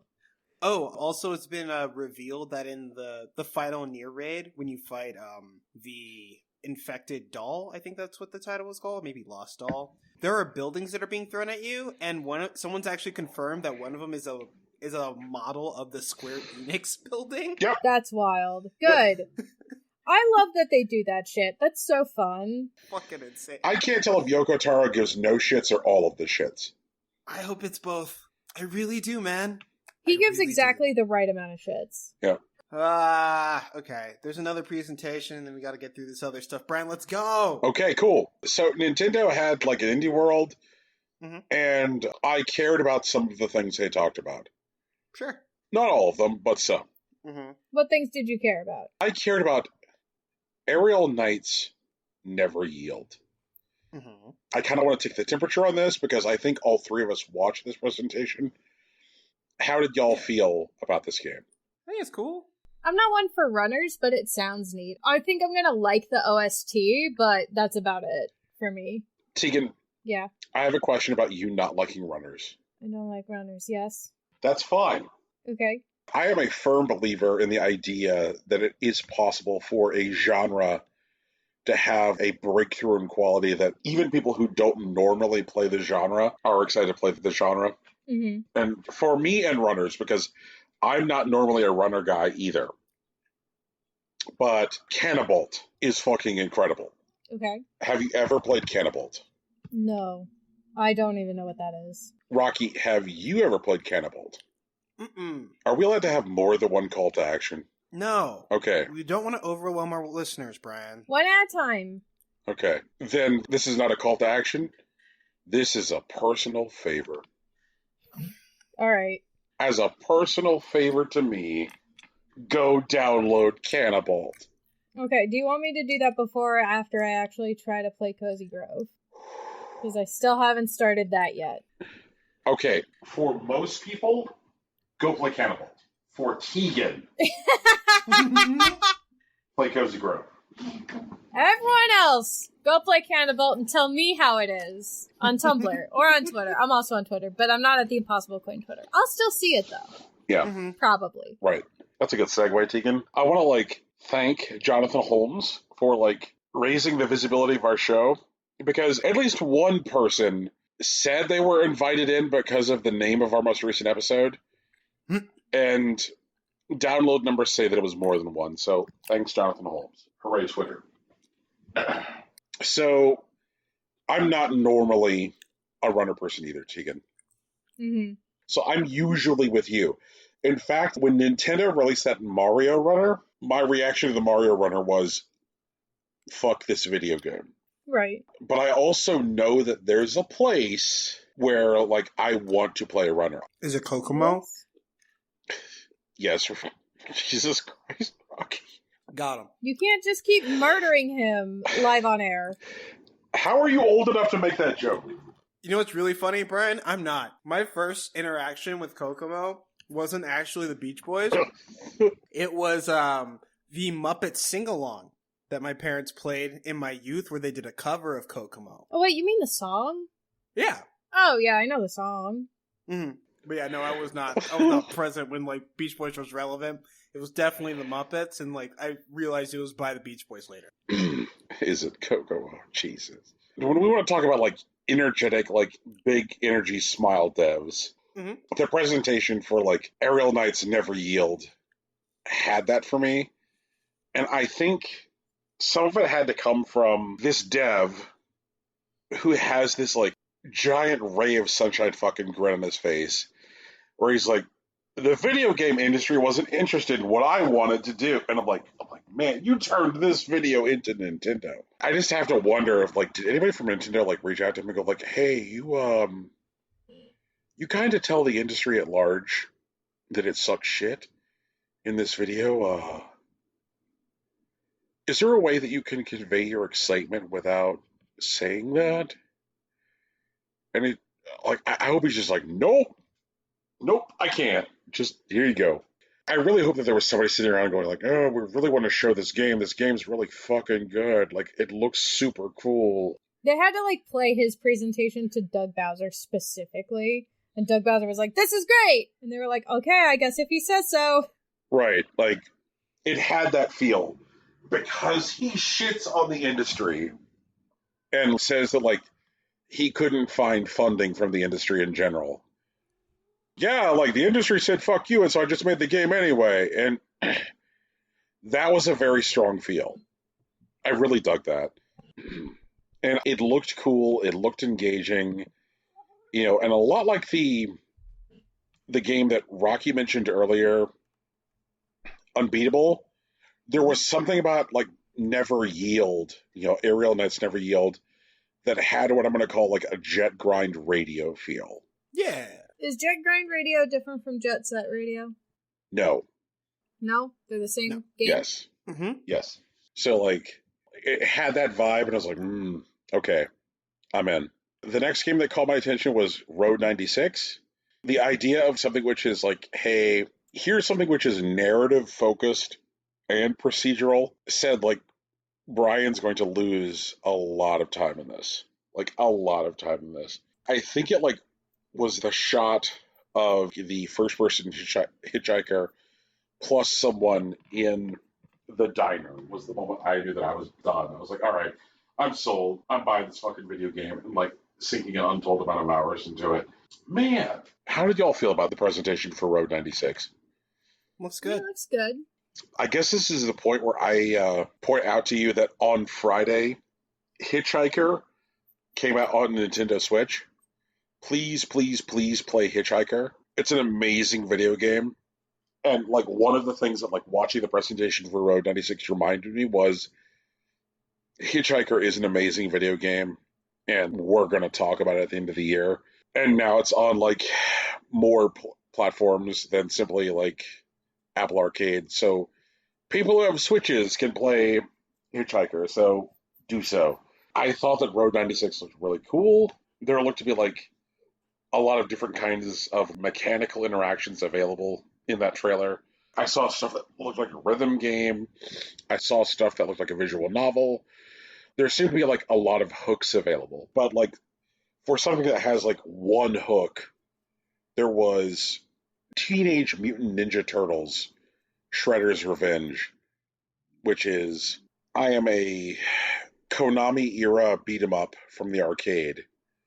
And man, it looked good. Beautiful pixel art. Absolutely gorgeous presentation. I really hope they don't fuck this up. I mean, Dotemu turns in good work. It's fine. I know. Dotemu even has a record with like IP that has a high bar, and they've cleared that high bar in the past, but Turtles plus arcade beat 'em up has very, very high expectations. Yeah. Yeah. I hope this gets them enough money to get Windjammers 2 out the door. Man, let me set an even higher bar.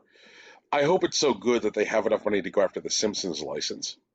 Ooh, that could be dope, actually. The Simpsons arcade beat 'em up is like easily one of my favorite arcade beat 'em ups. It's such a good beat 'em up. Mm-hmm. So that's your bar, Dotemu. I want you to have Simpsons money. How did y'all feel about Aztec Forgotten Gods? I'm not going to play it. I think it's very cool that it's getting made, but it's very much in like a Jack and Daxter, Ratchet and Clank look and feel that I don't particularly care for. Oh, so the thing chasing you away is the thing attracting me. Sure. Let's go with that. Okay. That checks out. Take it, how'd you feel? I'm not interested, really. Okay. I think Alex will like it, but I don't think it's a game that I'll play. I guess I did not realize watching the trailer that this was an old man game. I don't think it's Alex isn't an old man game. I just don't think it's for me. Those particular games are just things that like I played a little bit as a teen and just bounced off of. Right. I had other stuff that I wanted to do, so I went and did those things. But I know there are people that really love that genre and or spent an incredible amount of time with it. And I think the lore, particularly of Aztec Forgotten Gods, is probably its strongest like selling point for me. And so like I'll probably watch lore vids on it or something, but I don't think I'm actually going to play it. Oh, I'll definitely watch lore vids on it, but I won't play it. I think the thing that got me was like the absolute synergy between the lore that they seem to have on offer and their visual look. Fair enough, yeah. Sometimes there feels like a dissonance between lore and like look of a game. And I think that games are best when they look like the story that they're trying to tell. And I think that's one of the reasons why people like connect so strongly with Wind Waker and connect so strongly with Breath of the Wild, is that like somebody sat down and thought a lot about like how this game should look before they told the story. Mm-hmm. And there's a really strong gel there, and it's like, oh man, like I'm interested in this. Ollie World has my fucking number, and I will give it all the money that it wants. Does? I mean, it looks cool. I don't know if I'm going to give it all the money, but I'm down to play it. Looks like fun. Okay. I don't expect it to ask more from me than like say $20, 30 at the top. I'm pretty sure this is a $30, $45 game. Fine, good. All right, good. Here you go. Yeah. Tegan is not sold though. Nah. It's a runner. It's another runner. No, it's just a runner on a skateboard. No. Tegan, this off. one's not a runner. Fuck off. This is like the old school like rocket power games. Like they emulate similar qualities, like the sense of like freedom and like velocity, bounding over like obstacles for like a sense of flow. Mm-hmm. Like I do agree that those things are like common in them, but like the act of like skating is like a bigger, like more interactable piece than like simply running. Mm-hmm. Also, I think the way that they're like weaving in NPC interactions, like quests, like story bits, is genuinely different in a way that I can't like attribute to a runner. Okay. Like when you add quests and pathing, it becomes a whole other thing. The maps aren't like runner-like, because like runners basically have like a singular path. Mm-hmm. But the like level design here reminds me a lot more of like 2D Sonic the Hedgehog. Okay, so this said to me, what if Tony Hawk's Pro Skater 4 had a baby with Super Mario Brothers 3? I could believe that. And that is enough to like get my undivided attention. Ooh, man. So I'm all here for that. Rocky, were you excited, or were you like, I'll pay attention, or were you indifferent? About what, Ollie World? Yeah. I think it's cool. If Cool. I have time, I'll play it. But you know, I got a lot on my plate. I'm doing stuff. Right. Hindsight, I thought was very pretty. Mm-hmm. I thought the way they were going to like handle like temporal mechanics seemed interesting, but I'm probably going to watch more stuff pre-release before like, I guess, making a final decision. Like it just... I'm actively interested in Hindsight. Okay. I'm probably going to get it right away. Tell me more. I'm always interested in games that do time travel stuff. Mm-hmm. And I'm really interested to see how this one, because this one seems like you're a little freer. Your stuff has a little more of like a direct impact on what happens instead of like a butterfly effect. Does that make sense? Sure. It'll be easier to see exactly what changes and exactly how those things change. It just looks nice. It looks like a good story. I'm into it. Tegan, if you like time travel mechanics, I do. can I tell you about a game called Titanfall 2? I mean, you can. I played that game. Well, I didn't play that game. Alex played that game. Okay. So, time travel is central to the execution of that game, right? Yeah. Okay. You don't care, though, right? No, I don't care. Okay, that's what I thought. I'm over here. Oh my god. Hold on, before Brian moves into this other things, because there's like one more game after this, but that's a bigger thing. I just want to touch on a couple things Brian didn't talk about. There Is No Game, Wrong Dimension, is available on Switch now. Mm-hmm. We talked about it before, and it's a very good little game. It is a comedy game. It is an excellent way to spend an afternoon, and I think more people should fuck with it, and that is easily more possible now that it's on Switch. Yep. Brian didn't mention Chris Tales because he's a coward, but it's coming out on July 20th. Rocky. And it's going to be amazing. Man. Yes. What? First of all, my first bullet point is fuck you. Okay. And the next one? Is eat shit in hell. Rude. We're supposed to be La Familia. You can't say that. No, we are. Rocky knows we're familia. Okay, no, but Brian just doesn't care about Chris Tales. Oh, God. Oh, and it's because Getsu Fuma Den, Undying Moon, is coming out in 2022, and he's not going to touch it. I'm going to play it. I'm going to get my shit kicked in by this ancient remake. It's not it's a new game. Okay, all right. You could say that game because I'm a coward. Like, yeah, I know. That's what I'm saying. I'm doing it right now. Okay. Ryan. Chris Tales is not that. I know. No, I know. I'm just fucking with you. I achieved my desired effect. Actually. Okay, good. The other game, you're white. Like, What? Oh, he meant to say right. Okay. Yeah. Skull the Hero Slayer is coming out on Switch, but it's a port from the PC game. It's fine. Fuck with it if you got a lot of time. It's not especially great like roguelike. I'm a little surprised that Brian didn't mention Art of Rally, but I feel like he got like the rally car third person, like a removed like driving perspective, shaken out with like Sneaky Sasquatch, so I'm not going to poke at it that much. And Ender Lily's Quietest of the Nights looks like, at first glance, one of those like 2D Dark Scrolls D-makes, but I think it's actually like a marriage of Child of Light and Hollow Knight. Ooh, okay. I'm interested in digging into that in the future. Fez is also out on Switch. Play Fez. It's an excellent video game. it is. Weaving Tides is a game that I don't know enough about, and I wish I paid more attention to during its development, but it's supposed to be a pretty strong indie, so, I'll try to pay attention to it when it comes up next month. Beasts of Maravilla Island is something that I feel like I should remember, but I have no information in my brain about it. So, I could have gone either way with adding that to my list. For sure. And I think part of the reason is that I just finished Alba, A Wildlife Adventure. That makes sense. Mm-hmm. Right. Alba just gave me those feelings and made me want to hug everyone. It's like taking ecstasy. No, I'm kidding.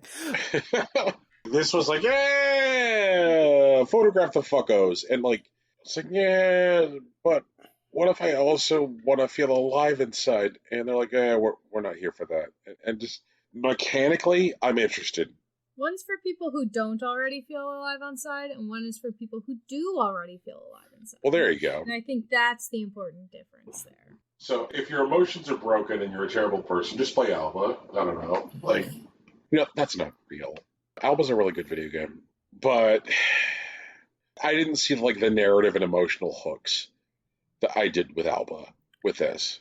That was where I was like, I had pause. For sure. Brian, you have one more game. Yeah. Nintendo recognized that Oxenfree 2 is a mic drop moment, which I thought was hilarious. The presentation just starts showing footage of Oxenfree 2, and you see a radio tuning using Oxenfree mechanics moment, and you're like, wait, is this Oxenfree 2? Is this Oxenfree 2? They're like, by the way, this is Oxenfree 2, baby. Whoever is running Nintendo's third-party indie developer relations knows what they're doing. Yeah. Here's a hot pro tip, though. Please, please, please stop letting so much garbage onto the store. That's my hot pro tip. I'm done now. Also, can someone check on Team Cherry? Are they okay? Knock once for yes. Oh, jeez. All right, so Brian, what's Day Another Day? Day Another Day is another match 3 puzzler that neither of you will play. Okay. But the major hook for it is that it is a linear narrative game that takes place over the course of a person's life. And the match 3 puzzling is their work. They work in a warehouse, and their work has been gamified, and there's a whole piece of the game which is essentially narrative visual novel, which is the chat client you use in between jobs at work. And so I worked at this job in game for 40 years and then retired. It absolutely it tore me apart. This is one of those games that Retiring?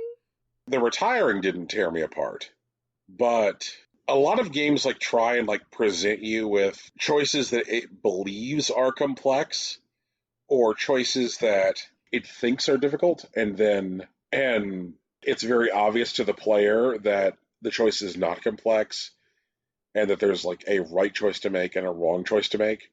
So in this game, here's a good example. You have a brother named Danny. Danny is an alcoholic. Mm-hmm.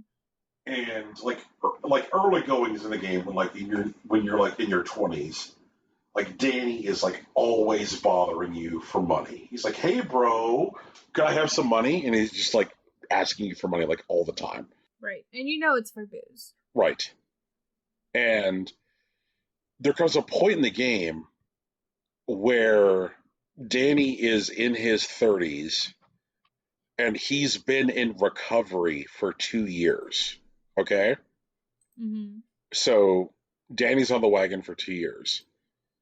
And Danny comes to you and says, "Hey, me and my wife want to buy a house, but I can't because my credit was ruined by my alcoholism. Will you co-sign my mortgage for me?" Okay. That is the choice the game offers you. Your brother has been on the wagon for 2 years. For 2 years. For 2 years, and it's like, are you going to co-sign Danny's mortgage? No. Tegan, that's the choice I made too. And not too long after that, Danny fell off the wagon. Sure.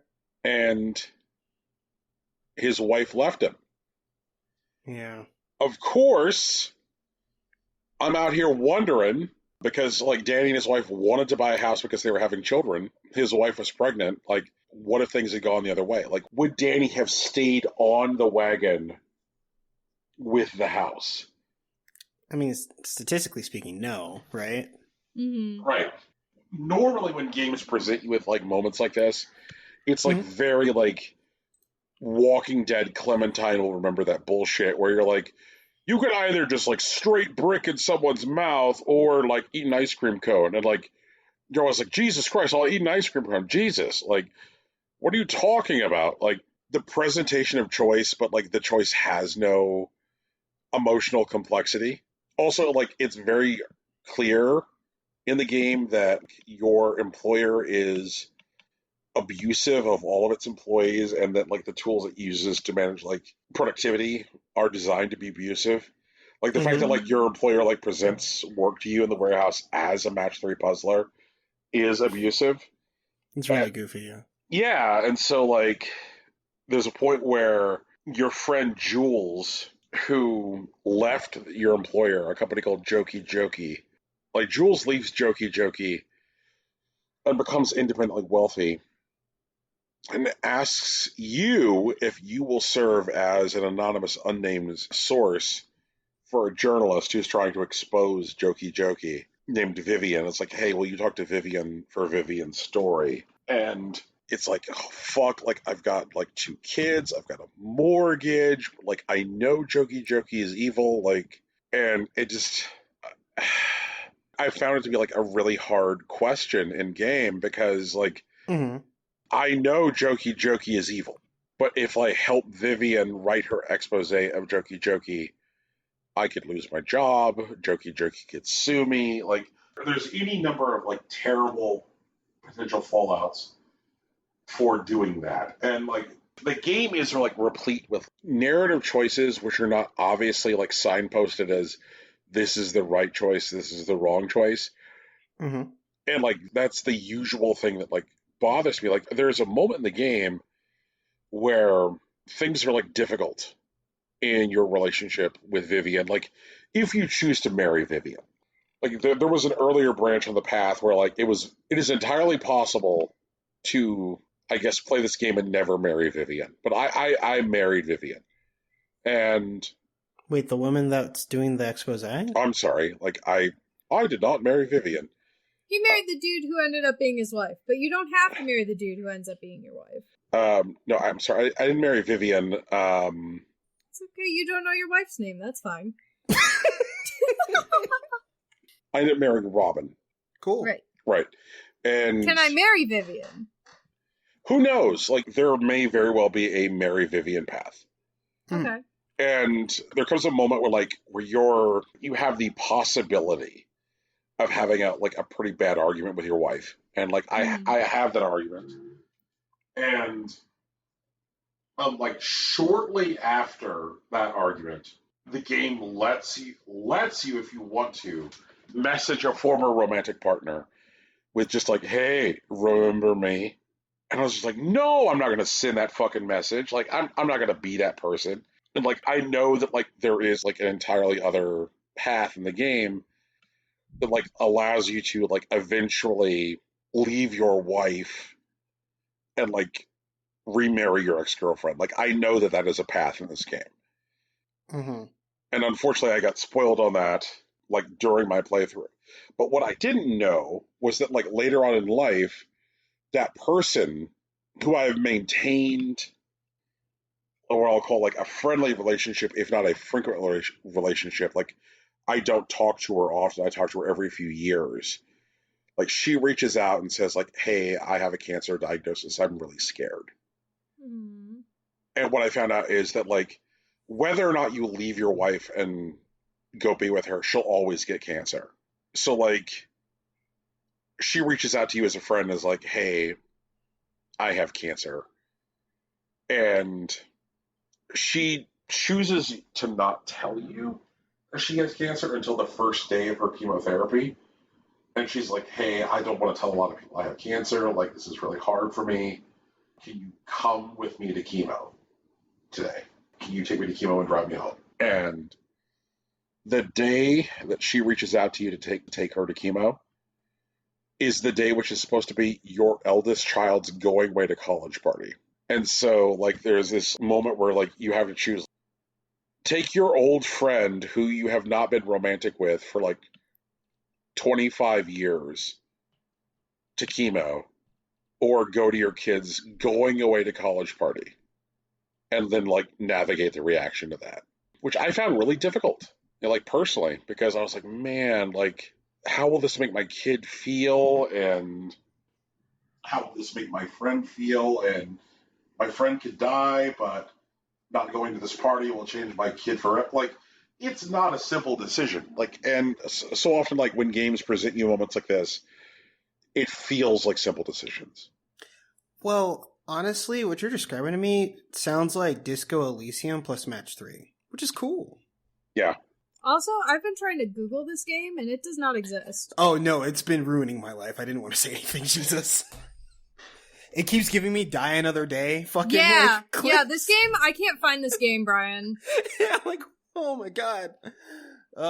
They did not do the SEO right. I think the problem is that, like, because it's Day Another Day, like, the search engine just like, oh, it has day in it somewhere, and it's not counting it twice.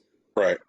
And so, like, the next most famous thing with that string is like Another Day, so you get Die Another Day, and right. It's terrible. So if we can have a link, maybe we could probably put on a show doc so that people can actually find this game. That could be cool. Yeah, that'd be nice. Yeah, we'll do, like, because this is thus far one of my favorite games this year. One of the things that happens in the game is the game gives you like also control of a telephone keypad, and like some of the customer orders that come in that you have to fill in the warehouse have phone numbers on them.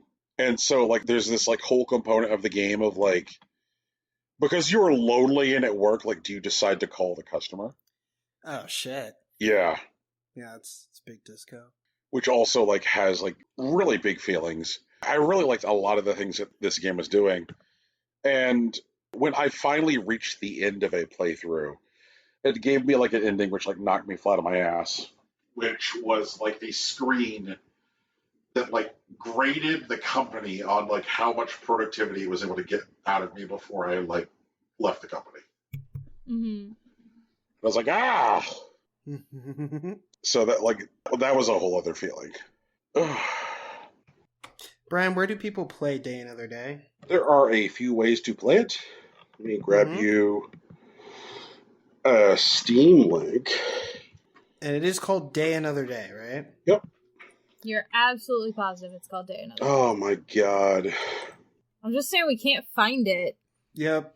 Can't find it. Oh my god. Brian, just tell me what it's called, please. Day Repeat Day. Day Repeat Day. Okay. Sorry, guys, I can't remember one of the names of my fucking favorite games this year because, like, I'm terrible and broken inside. I mean, it happens, dude. Like, I had a bad time trying to remember stuff from Children of Morta. Day Repeat Day. Mm-hmm. Released April 14, 2021. That's the one. Okay. Day Repeat Day. So now I'm going to go to Steam and I'm going to link that game onto the doc. The show doc. There you go. We figured it out. Now, y'all figured it out. I just failed. Relax. Not authorized to relax. Oh wait, no, hold on. That's okay. We're authorized to inform you to relax, so. It's true. Came down from the top, dude. Nothing we can do about it. See, this is why we look up games while we're on the show now. Yeah. You're so fancy. So, hooray, yes. The game is called Day Repeat Day. You should play it and beat me to death with a shovel. Well, after you write your review for Steam, Brian. Yep. There's only 3 user reviews, and if this is one of your favorite games this year, I think people should know why. Oh, God. All right, so I guess let me write my review, then walk behind me, pull out a large pearl-handled revolver, kill me with it. For sure. This one's really good. It's like, want to do match 3 puzzles and feel miserable? Then this is the game for you! Oh, fuck. Yep. Downloading as we speak. You're not gonna play this match 3 puzzle. Or if I could fucking find it, Brian, I'd play it. I mean, honestly, you're right. They didn't do themselves any fucking favors with this name, but, like, I didn't help. It's okay, Brian. You're going to help. Yeah. Right? It's going to be your personal You're helping mission. right now. Yeah. Like, what caught my attention was, like, I was, like, hanging out in the right circles, and I saw that this game came out, and I saw a whole bunch of people who were like, oh, fuck, the guy who made Barbarian has a new game out? I was like, first of all, what's Barbarian? Second of all, like, why are so many people excited that this person has a new game? And so, like, then I went back and I read a whole bunch of, like, reviews of Barbarian, which is also a game that doesn't help itself with its SEO. Because, Jesus Christ, how common is the word Barbarian? Yeah. I saw that this was, like, a developer who already has, like, a strongly devout cult following. Cool. And with Day Repeat Day, his interest was, like, the narrative possibility of chat clients and the emotional quality of, like, match 3s. There's a moment in this game where they present you with a match 3 game. Like, they just show me a match 3 board, and, like, I had to step away, which I was not expecting.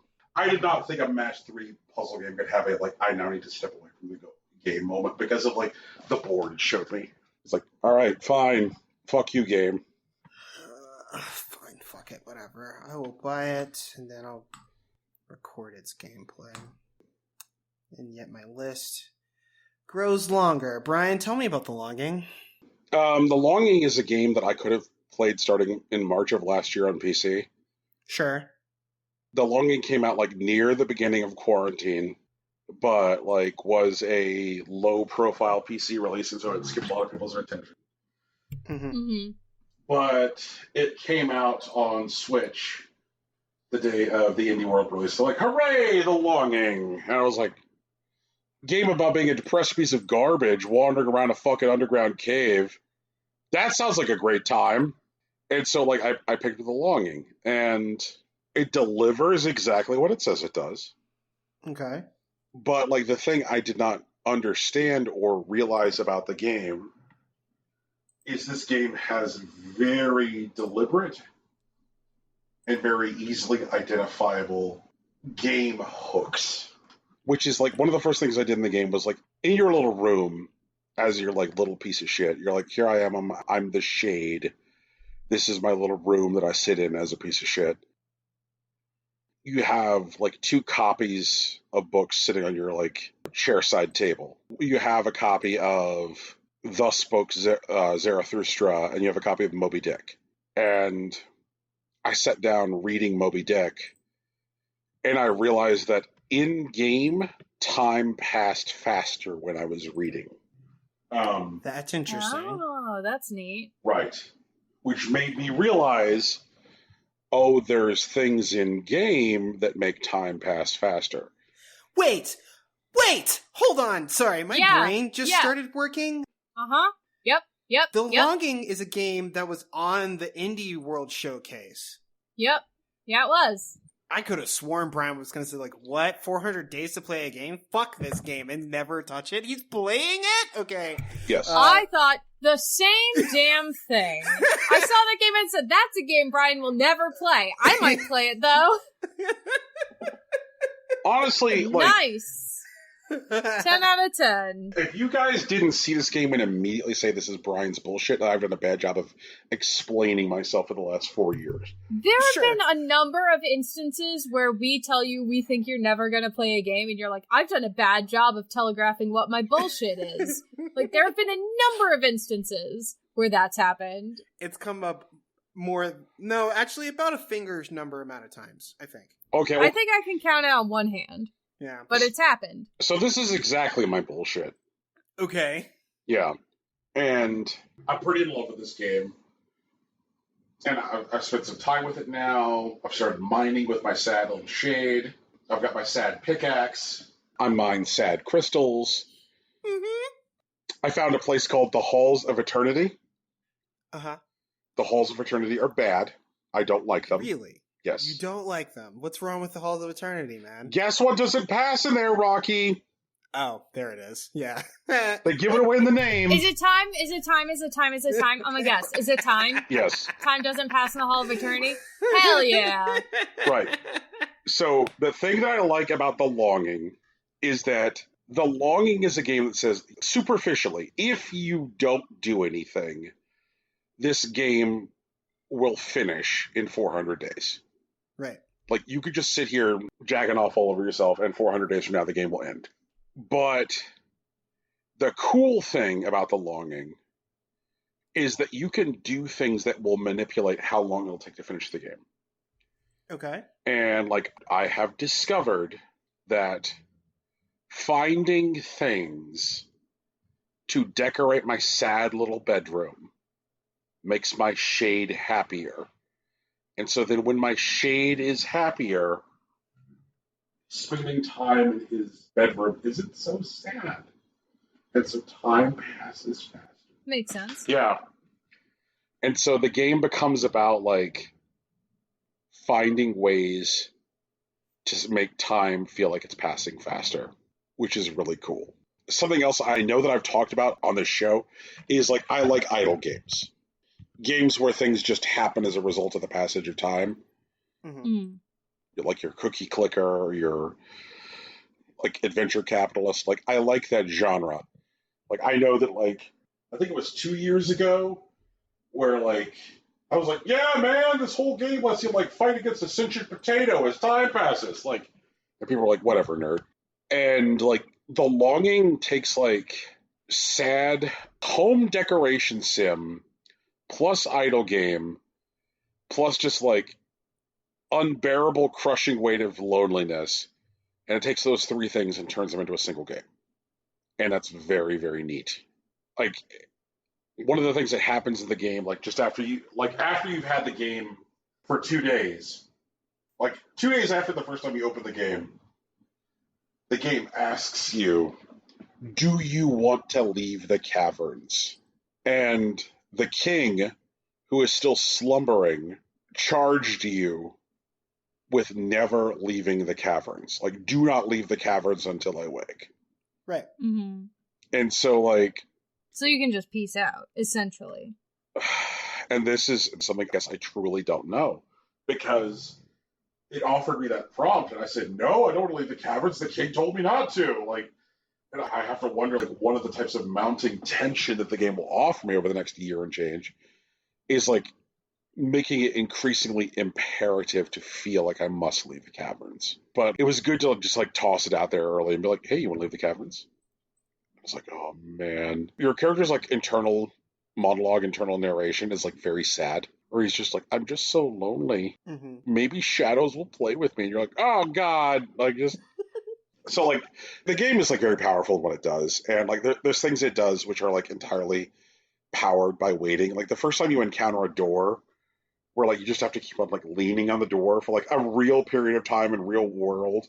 You're just like, I have to push on this door. I started pushing on the door, and it took me about 5 minutes to open. And then I encountered another door. Like, I started leaning on it, and I sat there for about a half hour, and it was still not open. Like, I could feel it moving because of the rumble in the controller, but it wasn't done. And I was like, another day. And I was like, I was like, I'm not going to cheat. I'm not going to like grab my phone or a book or something. And I want the sensation of opening this door to feel personally imperative. Where like all I can think about is opening this door. Because like my little shade doesn't have the ability to just read a book or read CNN while he's like leaning on this door. So like, why should I? Which I guess is like RP commitment. And so like I backed away from that door at the time. There's like a walkway that I found that if I like stand over the walkway, I could see like the pillar under it, like kind of like slowly degrading because of my weight on top of it. I was like, oh, if I just stand here for a while, this is going to collapse.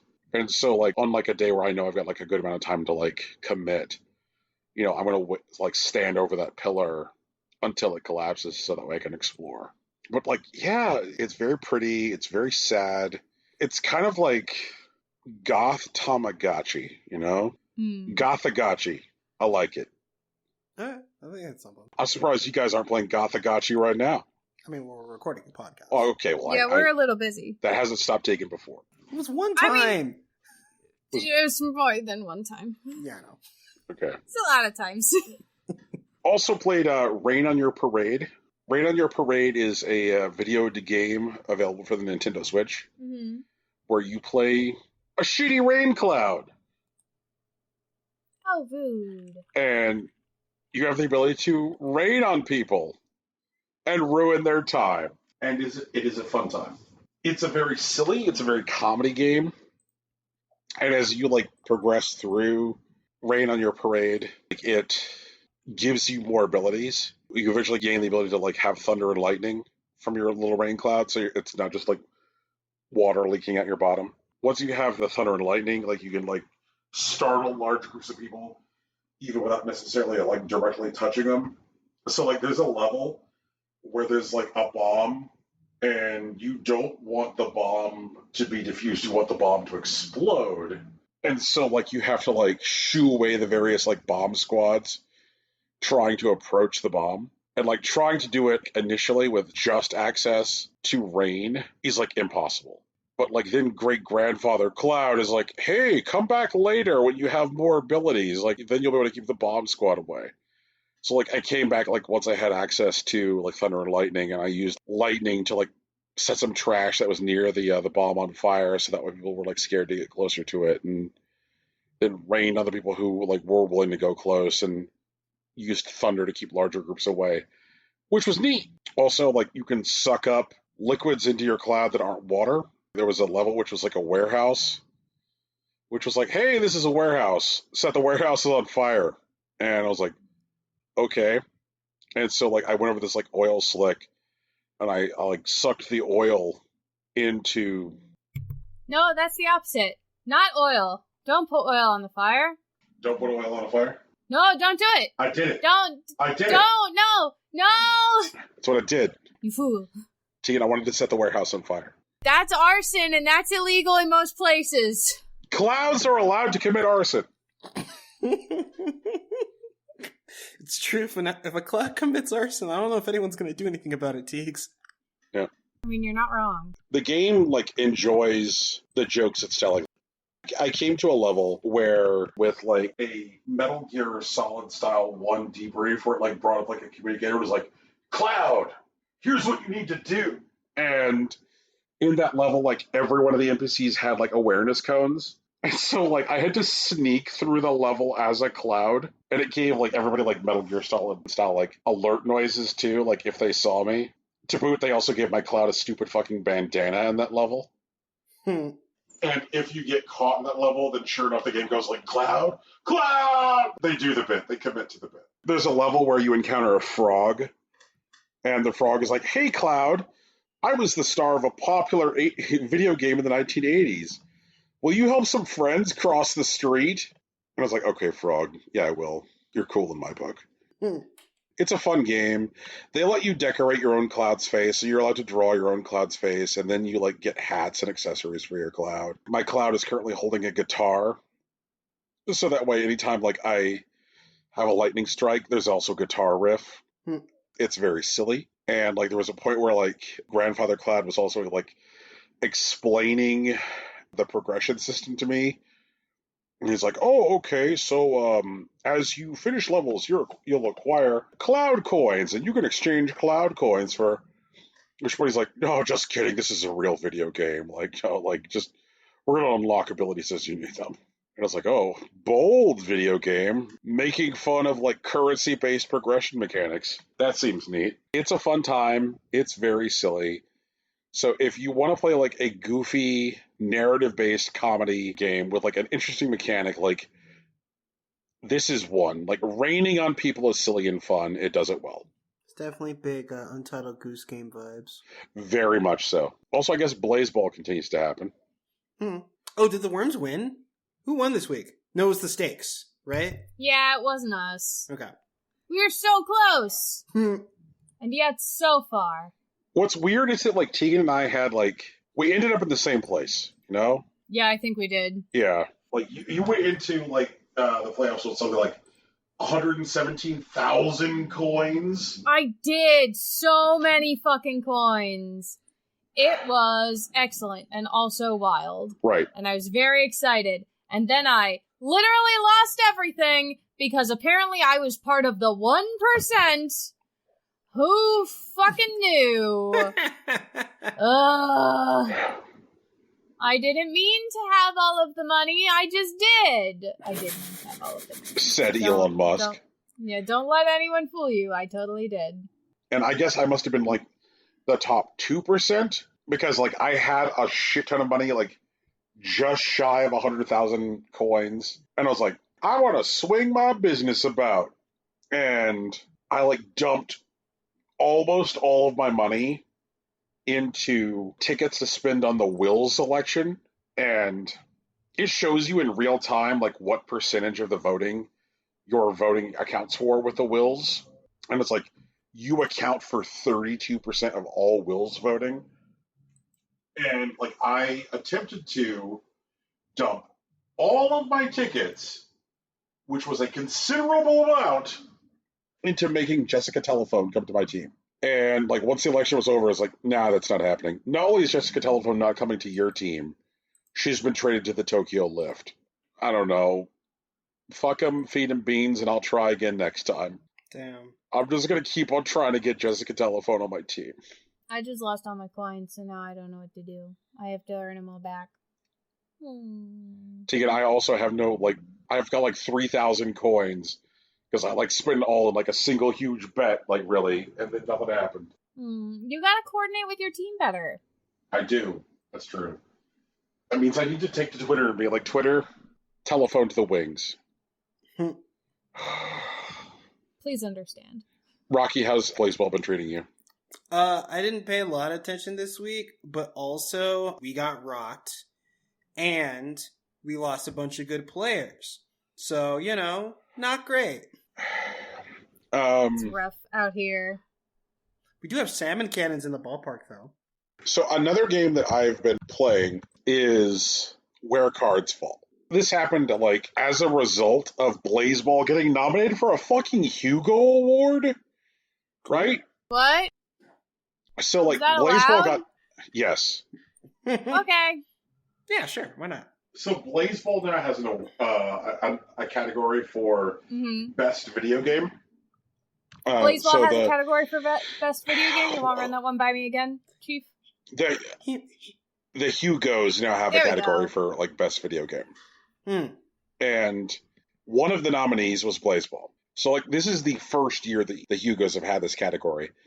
And, like, the Blaseball team is, like, very, very, like, humble about this. And it's like, holy shit, like, we can't believe that we've been nominated for a Hugo.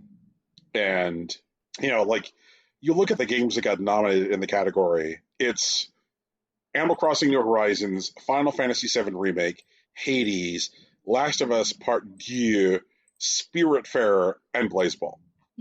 Right? And they're like, this is, like, incredible company to be in. Thank you so much, Hugo Awards. I think it says a lot about, like, how much continue to, like, people be, like, hooked by Blaseball and the community that, like, Blaseball is building. And so, like, this made me spend more time, I guess, looking at the Blaseball team.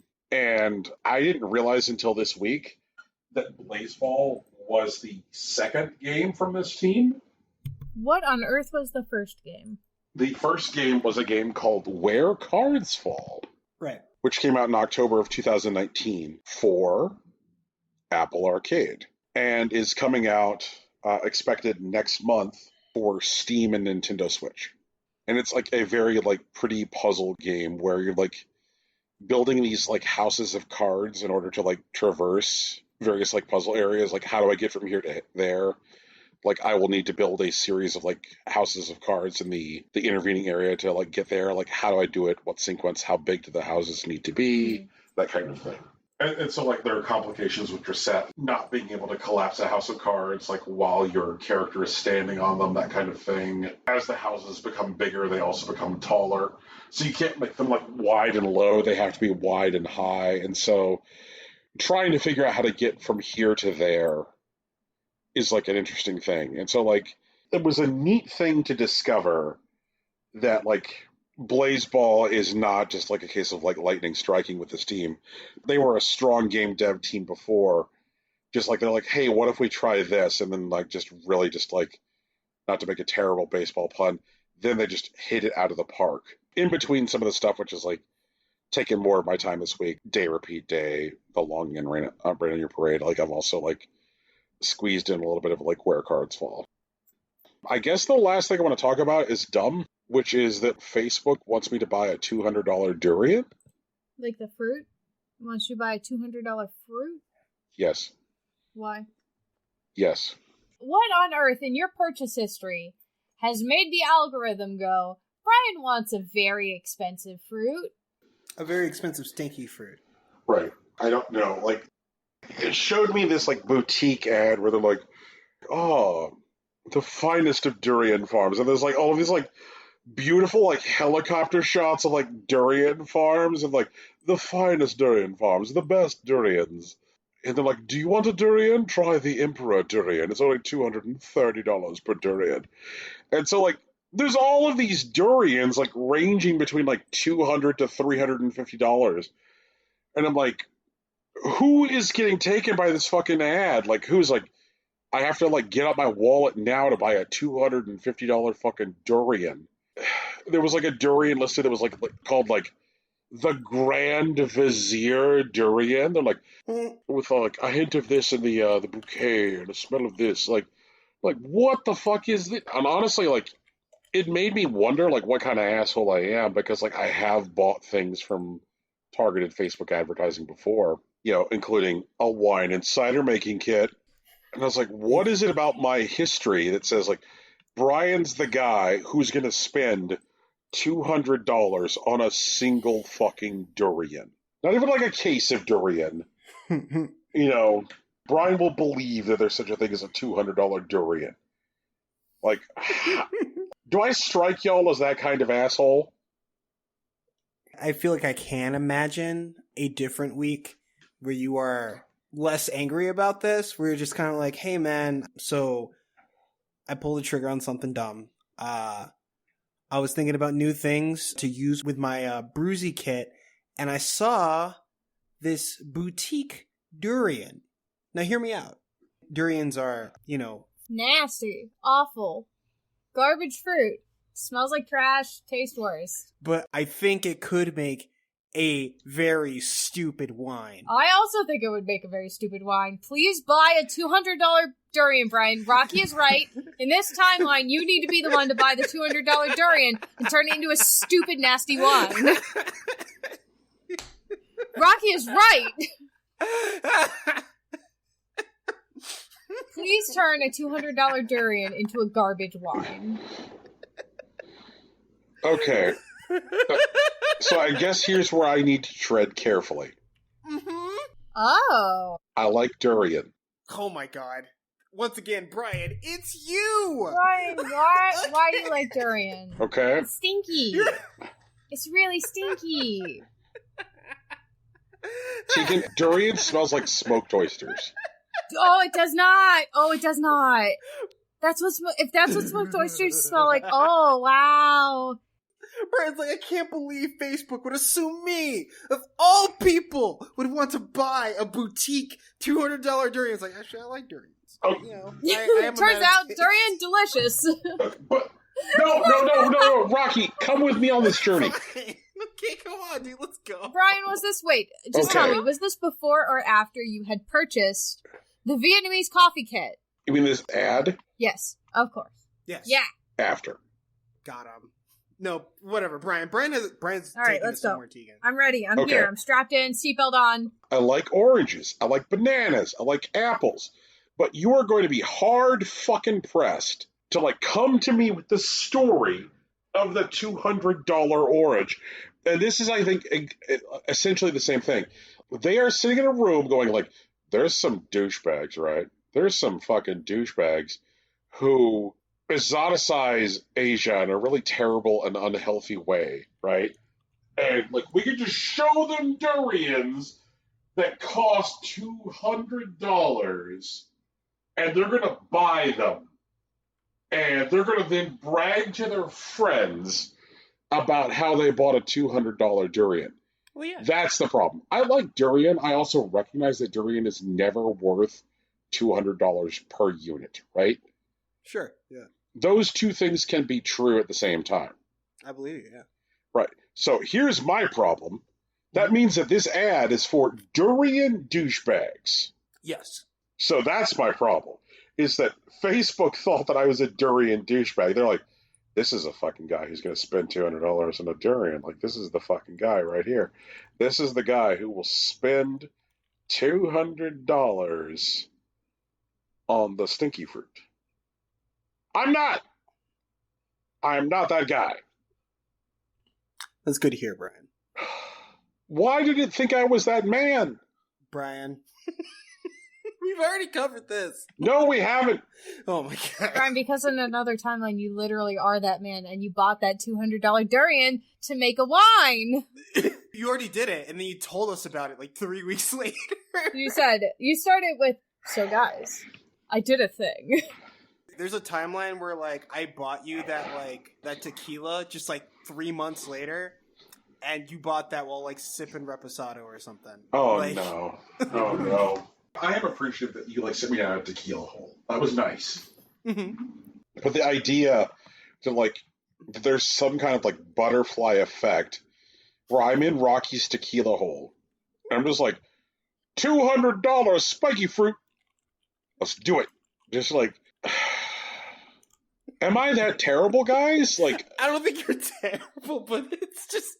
I think it's goofy. I think this is the kind of goofy mistake that you'd actually make. And the thing is that like I sat here thinking about it, right? And I'm like, what kind of things make me think that person could live inside of me? And now I know I'm in podcast territory because of Rocky's. He's got the podcast giggles. I thought back to just last week's episode. Where I sat here talking about how I was tempted by a 25-year-old video game system designed for girls to print stickers. Yeah, there's 10 games on it. They're not even good. But like you were ready. Which has 10 bad games. I hurt myself to see if I could still feel. How much was that? $250. Yes, $250 on fruit. Absolutely. Right. Then I got to thinking about the $700 Optimus Prime that I want.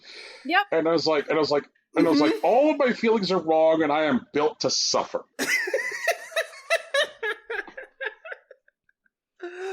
I just sit here knowing that I can never legally get into the ReZero fandom. Yeah. For a similar reason, it'll just come at my wallet. God, this $200 durian haunts me. Like, get it! Just buy the $200 durian, Brian. No, I'm not gonna buy the fucking fruit, Keegan. Buy the fruit, Brian. Fruit, make a shitty wine and like flip it like on eBay or some shit. I don't know, Brian. Is there like a weird risque like wine like market? I remember the last time I bought durian, like Beth left the house. Yeah, because they're stinky, nasty fruit. You know. Yeah, she's like, they're stinky, nasty fruit. She's like, I'm gonna go on a drive. Let me know when you're done. You know? And I'm just like, who am I, that person? And I'm just like, and I just woke up smart today. Like, is that it? Is that, like, am I the $200 Durian man? I just happen to be in a good place. It's definitely a dice roll for you, I think. Like, you know, I'm not going to say it's as low as a nat 1, but I think if you roll under a 5, like, maybe you buy the Durian today. Okay. So you think, like, it's on my table, I just happen to roll okay. Yeah, like, it's like you have, like, a 75% chance going through your day not buying the Durian. Okay. I think, like, 3 years from now, we're going to be doing this show, and you're going to be like, so guys, guess what? And we're going to be like, what? And you're going to say, remember that $200 Durian? Well, you know, it's $400 now accounting for inflation, but I got one. It arrives at my house on Wednesday, and then 2 weeks later, so you know that Durian? FedEx has it somewhere in between fucking California and Ohio. I don't know where it is, but by the time it gets here, it's going to be bad. All right, so what we know from this is that Tegan believes I get more stupid over time. No, I just think it'll take that long for you to buckle and buy the $200 Durian. So you believe that they're just going to keep on showing and me eventually you're going to be like, fuck it. Oh, yeah. No, that's not going away. So the only answer to this is delete my Facebook. But if you delete your Facebook, then you can't use Oculus. Ah, fuck. Fuck! Damn it. It got you.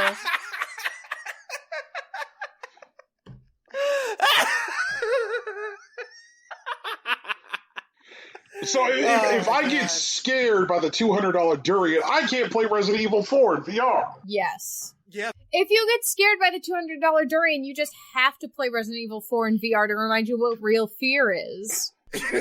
So, like, okay, picture this. Like, you're by the scarecrow in the fucking field, Rocky, right? You hear the rustling, and you're like, oh no. And then, like, bursting out of the fucking tall grass is, you know, a Durian. Joe Spiro already made fun of me for this. He'll do it again. Yeah, he really will. It's gonna be great. Yeah. Oh Lord. He posted a picture of a Pokemon. Yeah. Like the little spiny boy. Pokemon trading card in response to this. He's like, yeah, Pharaoh Seed. To which I replied, Pharaoh Seed used $200. It's super effective. And I feel that. No one knew that Pharaoh Seed had money. God damn it. I'm so glad that my stupid Facebook ad was good podcast content. Well, right now we gotta do news. Fuck me to hell. Before we get into news, remember our call to action is that you get on Yahoo Japan Auctions and bring us your best find from Yahoo Japan Auctions. Go ahead and tag us on Facebook, Instagram, Twitter, and Tumblr with the hashtag Impossible Auctions with your find. If it is super deep sleaze, then just use the hashtag Impossible Deep Sleaze. So that way Tegan will be left alone. Thanks. I appreciate it. I'll block that hashtag. Yeah, I appreciate it. For sure. That lets us have our cake and eat it too. Also, don't forget, this is also our special shout-out episode for our patrons on Patreon. Yeah, and I want to shout them out. I want to shout out Oscar Garcia. Thank you so much for being a patron and letting this show be what it is. Thank you to Big Sach, who also is a patron of the show. Like, good Lord. Like, Big Sach, man. Speaking of people who we need to have back on the show, let's take a vote right now. Should we have Big Sach back? Yeah. Yeah, sure. All right, Big Sach, we want you back. Joe Spiro, thank you so much. Is he the godfather of this show? Yeah, he's the guy. He knows all of us, and none of us know each other. It's literally his fault that we are here right now. Yep. I think it's okay. It's not a problem. Because of Joe, I now know two people who I would take a bullet for who I've never met. Please don't. Please don't. Let me die. End my suffering. For the low rate of one bullet. T, you should play Day Repeat Day. I should, yeah. I did literally download it, so we're good. It's gonna happen. So does everybody have Day Repeat Day? Is there a chance we can talk about this in December? Mm-hmm. Yes. We're working. Oh God, we did it, guys. We had to find it first, though. Jesus. I'm sorry. It's just point of principle at this point, because I spent a solid 4.5 minutes while you were talking to trying to find this game, and I was just like, no, but now I have it. Now it's mine. I'm so glad everyone downloaded this game. I also want to thank the premier waifuologist, Sig. Thank you so much for supporting the show. Yeah, Sig. I saw you in Final Fantasy 14. I know you got on for the near raid. You didn't say hi or nothing, but that's fine. We're still friends. Rude. It's Also, okay. He was busy. Let the fucking record show. This is the first time Brian has just said the premier waifuologist. It's true. It is the first time. I didn't stroke out or nothing or smell cigarettes. Congratulations. I just did it. He came prepared today. Yep. Antoine, right? Yeah, Antoine, who loves us, and we see him from time to time. I think Antoine might be the number one fan of this show. I believe it. He's definitely dethroned Julian. Rip Julian. Antoine went out and bought a fucking $100 handheld thing because of this show. Mm-hmm. So, hey, Anbernick, fuck you. I want my cut. Oh, Lord. It's real. Honestly, a lot of times on this show, whenever I talk about, weird handheld bullshit, I'm just talking about weird handheld bullshit. Who cares? I'm really honestly glad to know that the people who do listen to the show do care. Mm-hmm. That is a very validating feeling. And to, get messages from Dewan saying, I love my RG351P, that is supremely validating. It lets me know, A, I'm a good snob, B, I snob effectively, and C, our audiences are the same kind of jerks. So, hearts. Antoine, please keep on listening for all of the GPD Win 3 porn that will be happening next month. Not real porn. Disclaimer, it's not real pornography. Not real pornography, no. It's not. Oof. No. This universe is nowhere near the Impossible Coin Finger Cuffs universe. I'm going to leave that alone. This week's first story is pretty dry, I'm going to be honest. I want to talk about a special report that's come out. The Global Web Index, which is an audience targeting company, started in 2009 to give audience insight to publishers, media agencies, and marketers, published a report they call the Gaming Playbook. It's a study that looks at people who consume video games all over the world, aged from 16 to 64.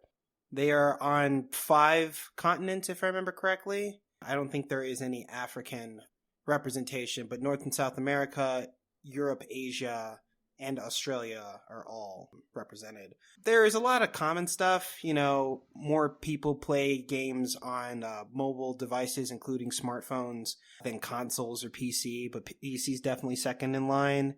And, little simple stuff like that. But some of the more interesting insights is that new gamers are much older than you expect. In fact, over the past 3 years, people aged 55 to 64, in addition to people who self-identify as grandparents, were found to be the largest growing group of gamers over the past couple of years. There's also significant growth in, South Asian countries and, Southeast Asian countries like Taiwan. Another thing is that multi-console ownership isn't uncommon. Nearly half of all console gamers that they surveyed reported that they own at least 2 of the major consoles. And while it is still early in the console generation, people who owned a particular console seem to be willing to stick with one, but are interested in grabbing another. About 70% of people who own PS4s either own or are interested in getting a PS5. The figure is something about 54% for Xbox One users getting to Xbox Series X. The Switch is kind of split both ways, to be honest. I think it's about 50. And I believe the figure is that 50% of people who own a PS4 are also interested in getting a Series X. Less so the other way around. I think it's only 29% for Xbox One users moving up to PS5. They're more interested in getting Switches.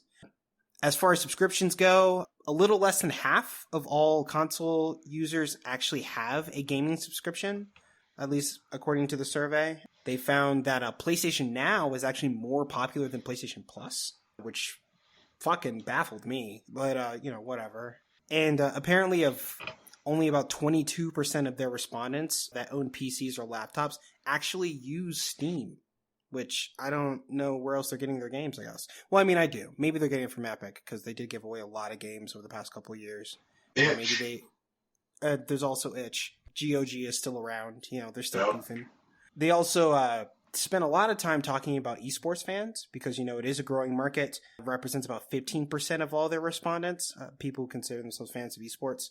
And nearly half of them stated that they like to be the first to try new things, and a quarter of them said that they buy products and services to access the communities around them, which is probably really important to people who are marketing these types of experiences.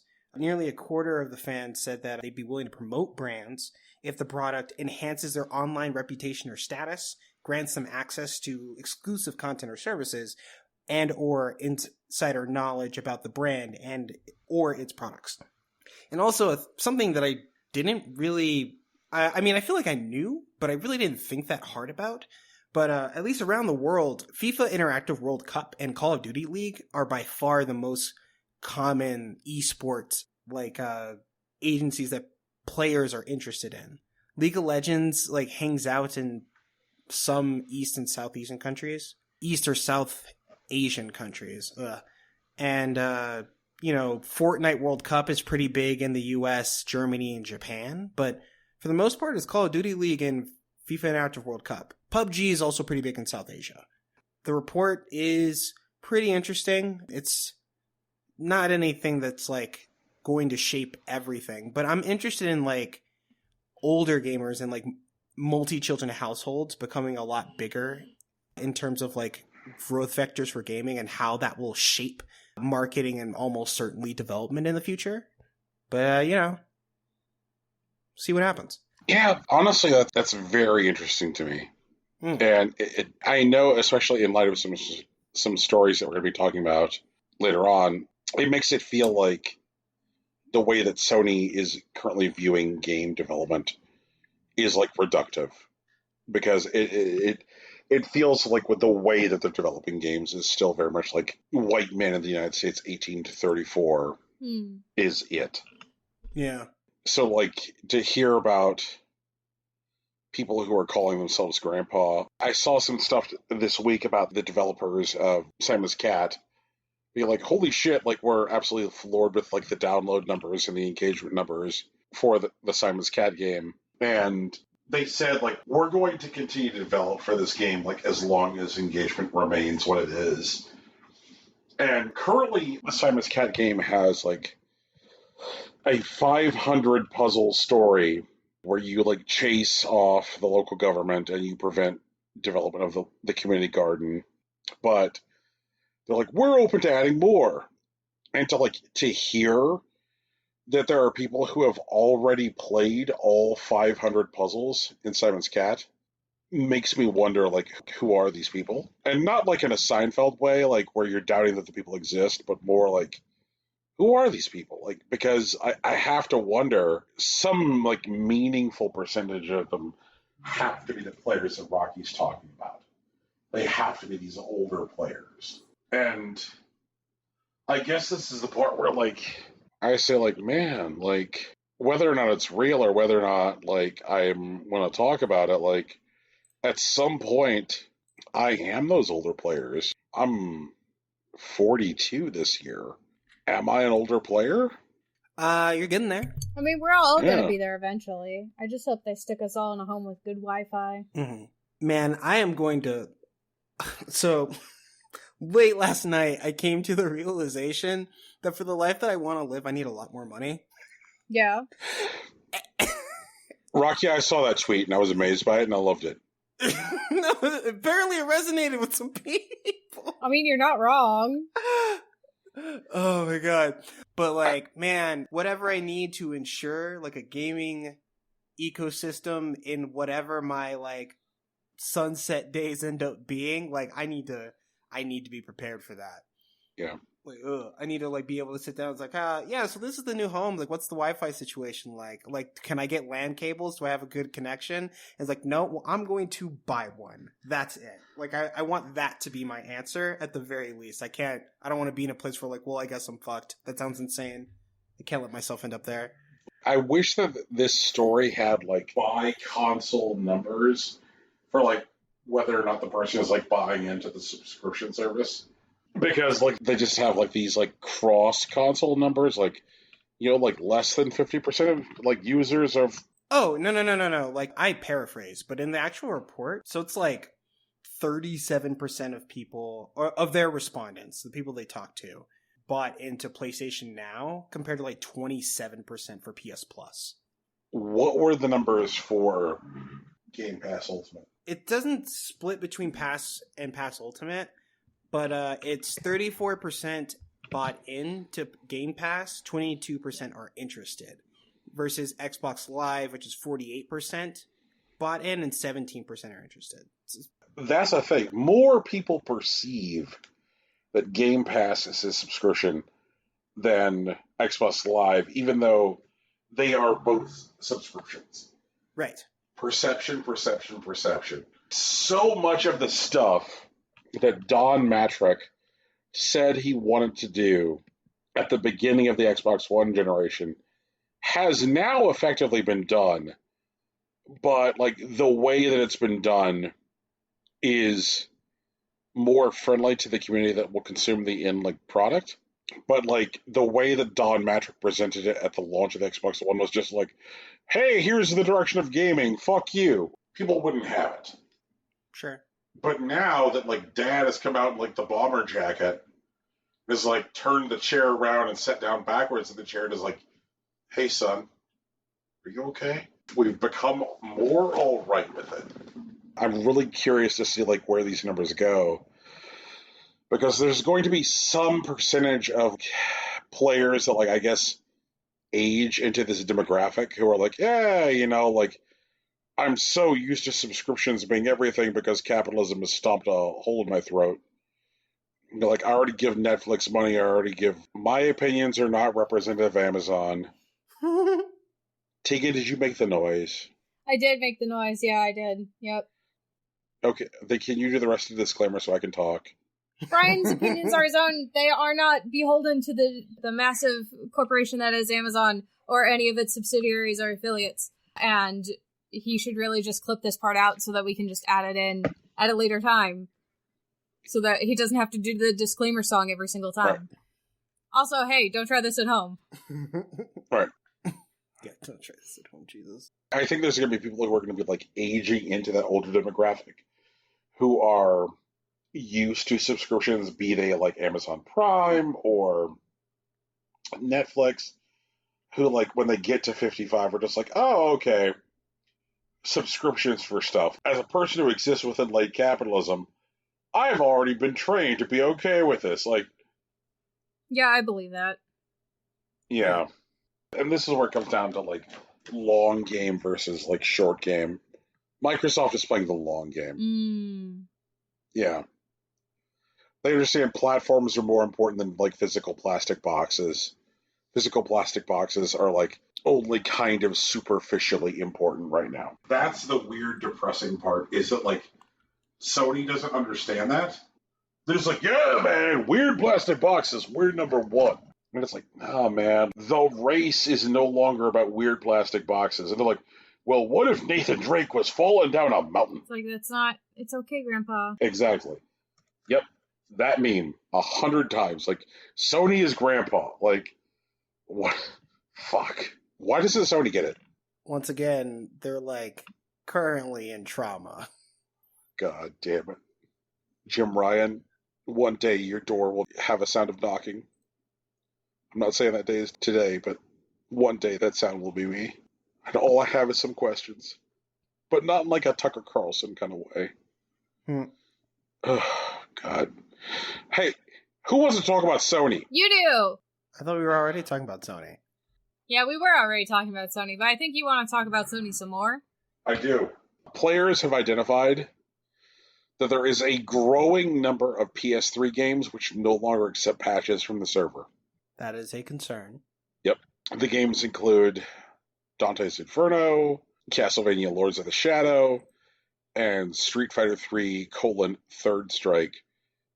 This is the biggest deal in the case of Third Strike and Lords of the Shadow, because in those particular cases, there is DLC that can be purchased from the PlayStation Store right now that requires you to be updated to the most recent version of the game in order to activate the DLC. But if the game's not patched, you can't play the DLC.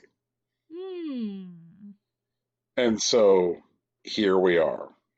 When you put this story initially on our radar, I was like, okay, So if it's not patching anymore, that means it's done, right?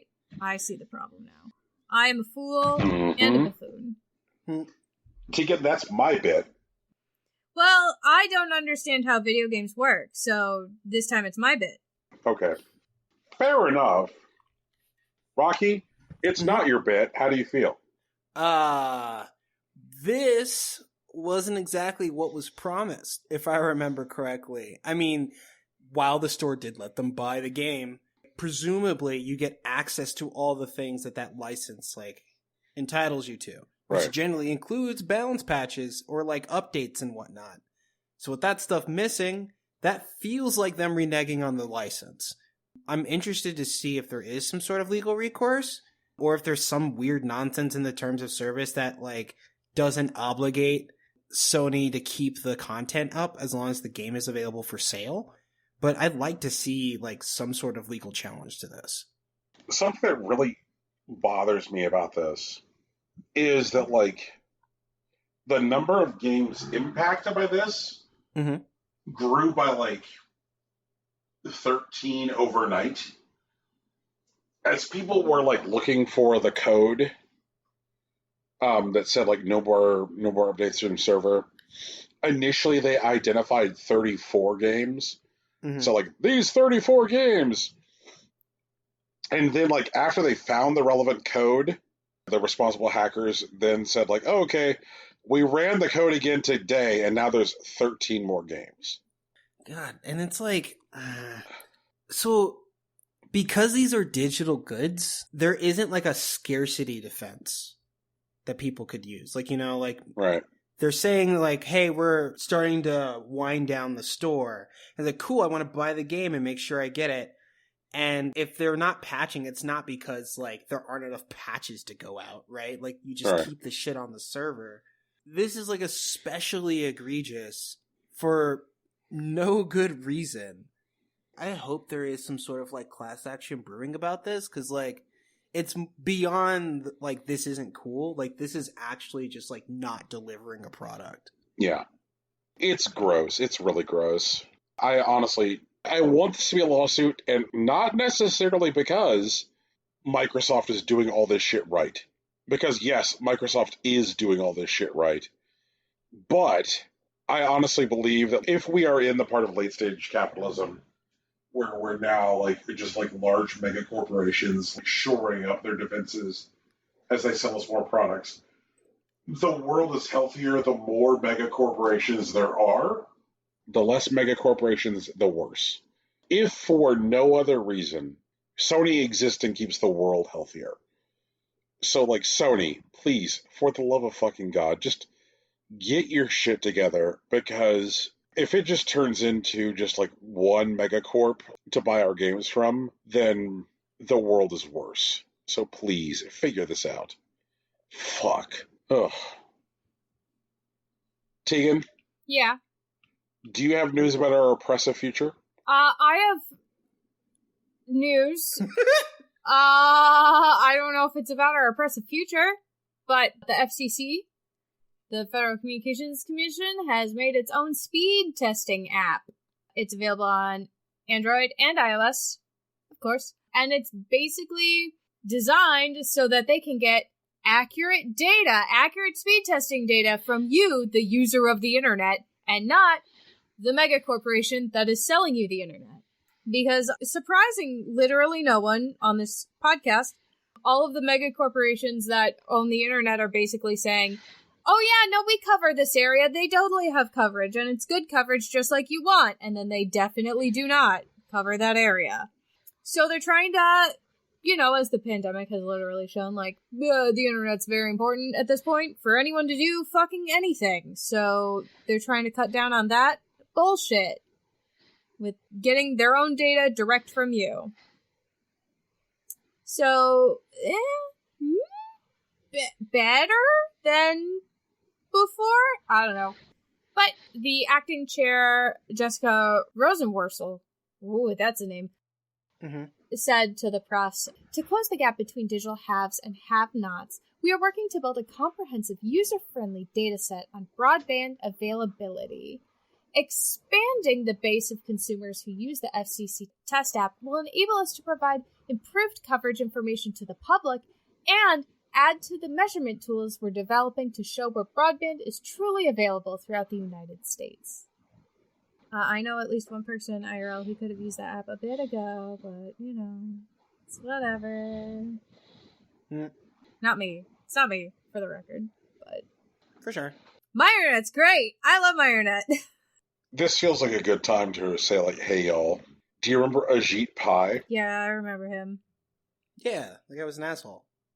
And I mean, a lot of this seems to be contingent upon, it's based on what the current administration wants to do, which also means that a future administration, if they don't see this as a priority, could totally fuck it up. So...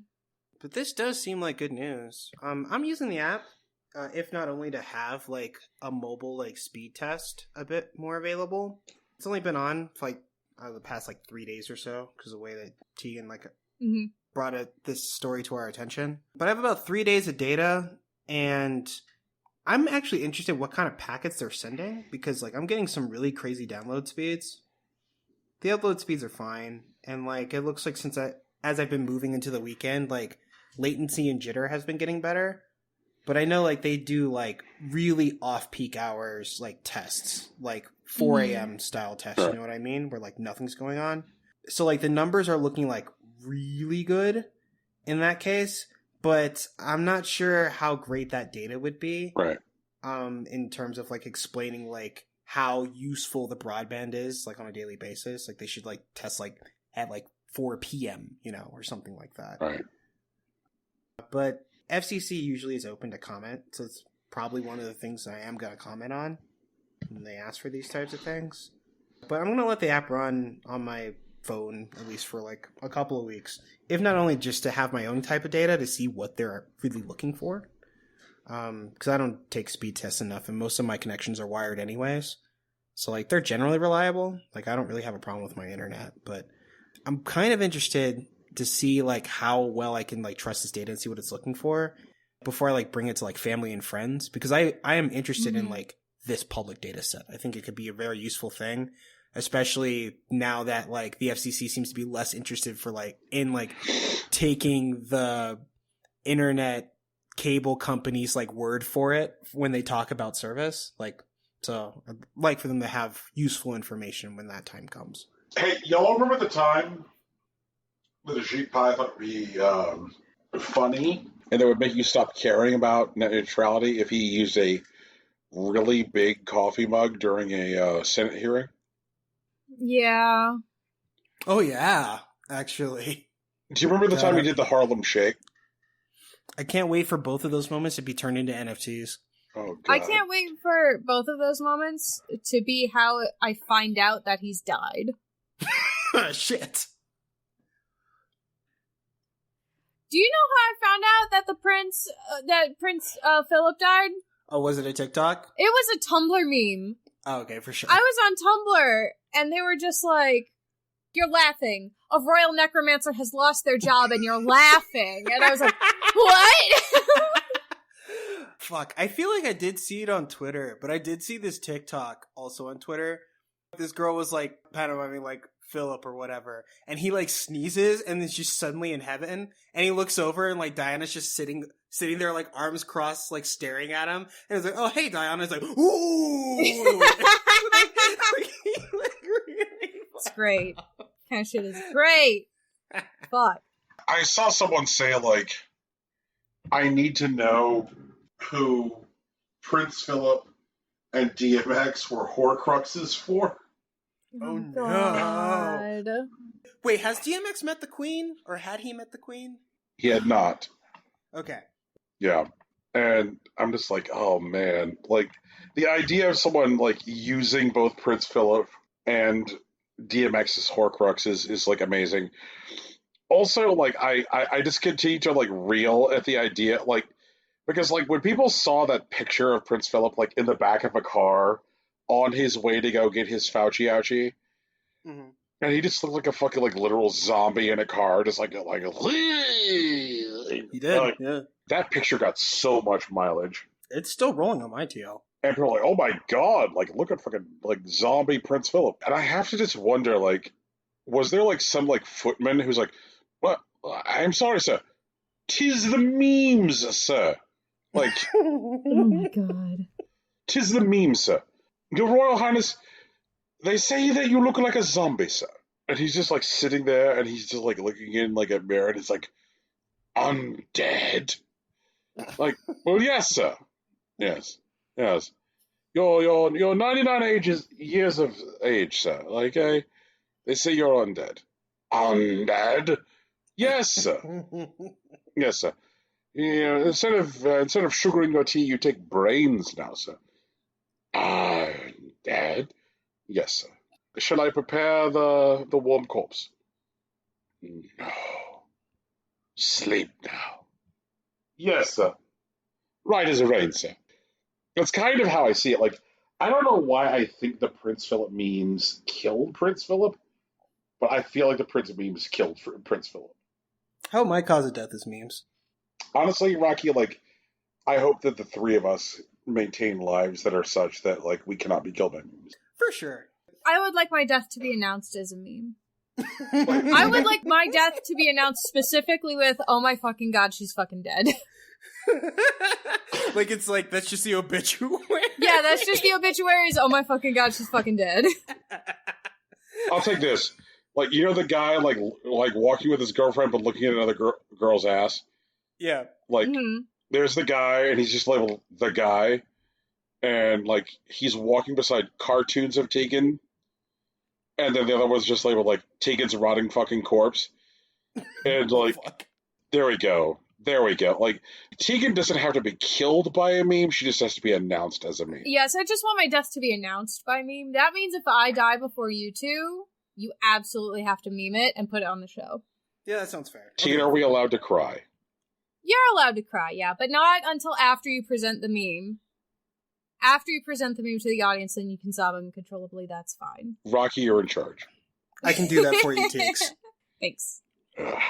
Also, one of you will have to take over the Impossible Coin Tumblr, and I realize that's tied into all of my other Tumblrs. So, good luck with that. Yeah, we're gonna have to talk with your estate. It's gonna be a whole thing. Oh, that's gonna be wild.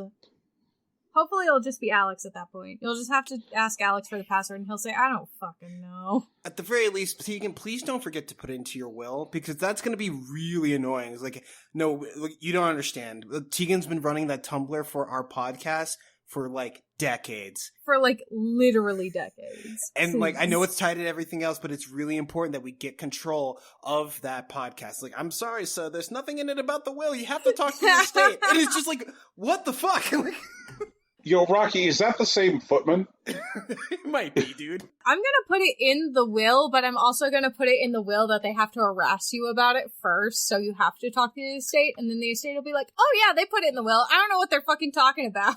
See, like, we're gonna get one of those lawyers, like, because I know Tegan's the person that's gonna hire this kind of lawyer, who's really gonna, like, I'm going to remember that Tegan put that in the will. And so it's like, okay, no, I get it. And it looks like I'm, like, leaning into the harassment, but then he's realizing I'm not actually being harassed, so he keeps pushing it until I actually lose it. And it's just like, ugh. Oh, that's going to be stressful. That's okay. I'm just gonna raise your blood pressure just a little bit. You don't eat enough salt. I already know.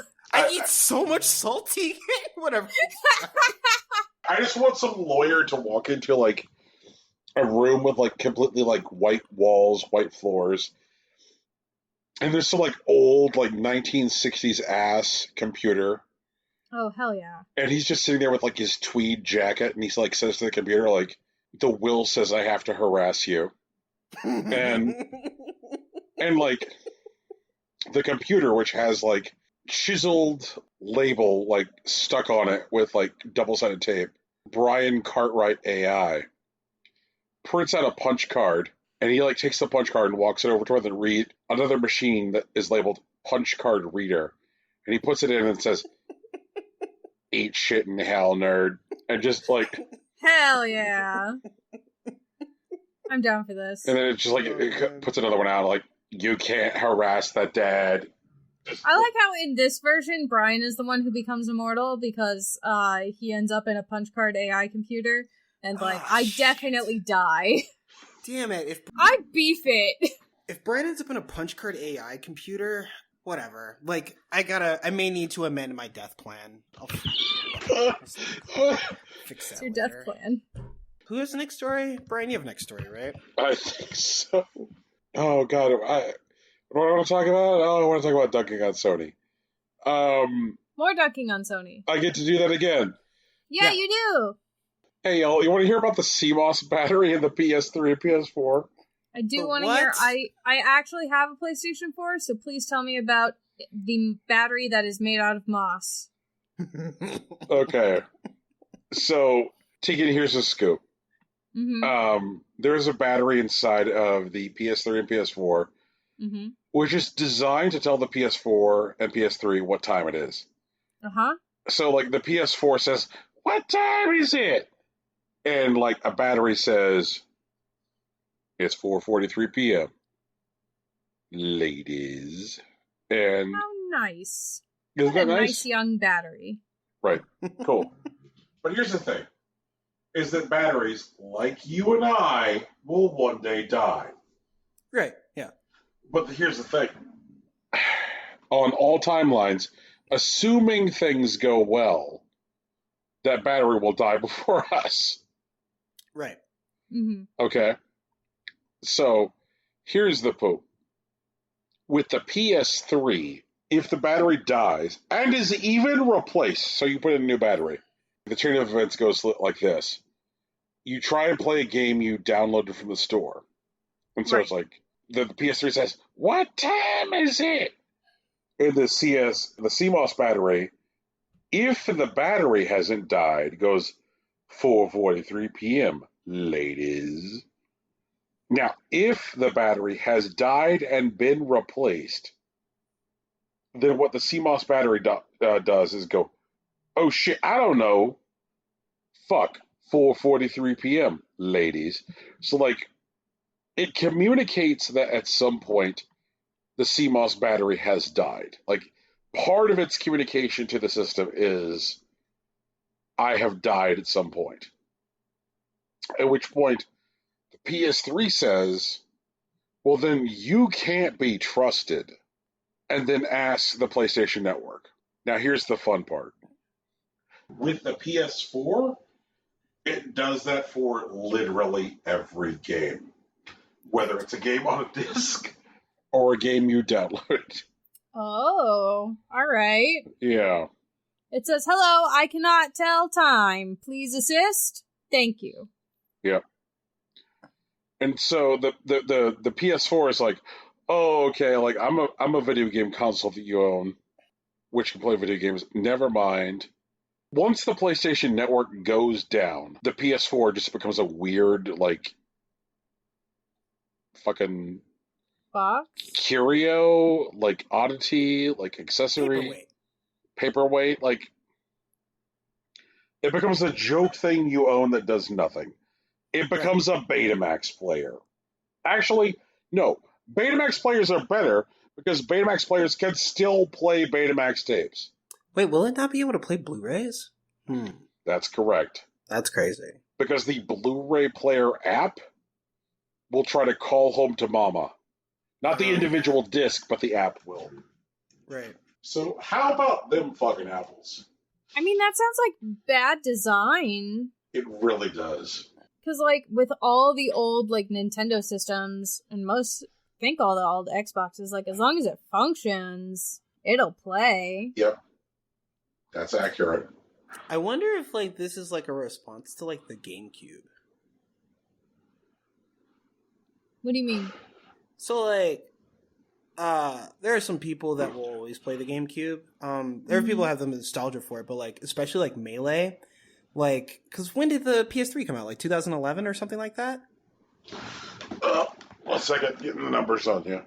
Sure. It's much earlier than that. Oh, wait, no, it's 2000, because 2007 was the Final Fantasy VII remake trailer for PS3, so... I feel like PS3 was 2006. Yeah, 2006 sounds right. Okay, so 2006.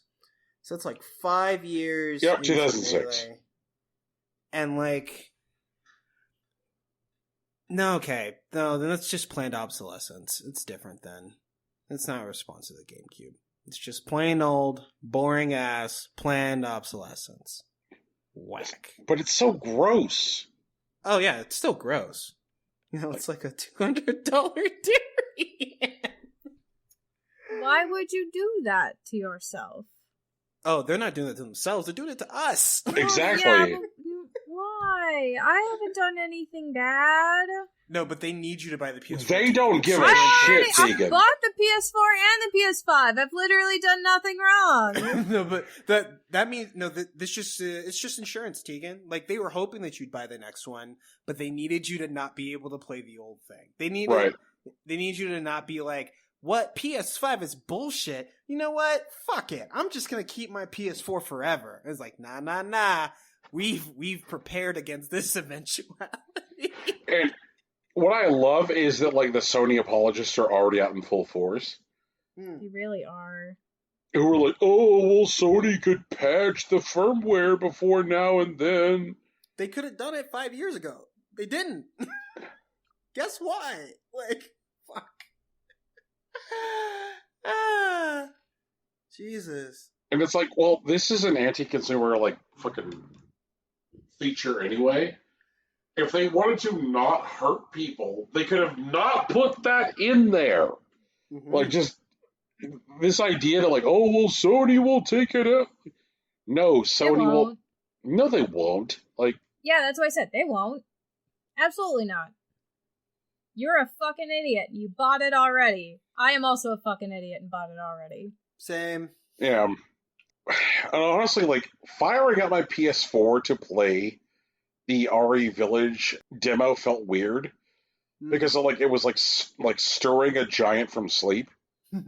Because like Shadow of the Colossus, right? Because like I've ordered RE Village for fucking Xbox because like RE Village for Xbox includes smart delivery, so right. the disc that I buy will just naturally become an Xbox Series X disc once I have an Xbox Series X. I don't have to give them more money. Mm-mm. And I'm just like, God, Sony hates customers, don't they? Like they really do. Yeah, like it feels malicious.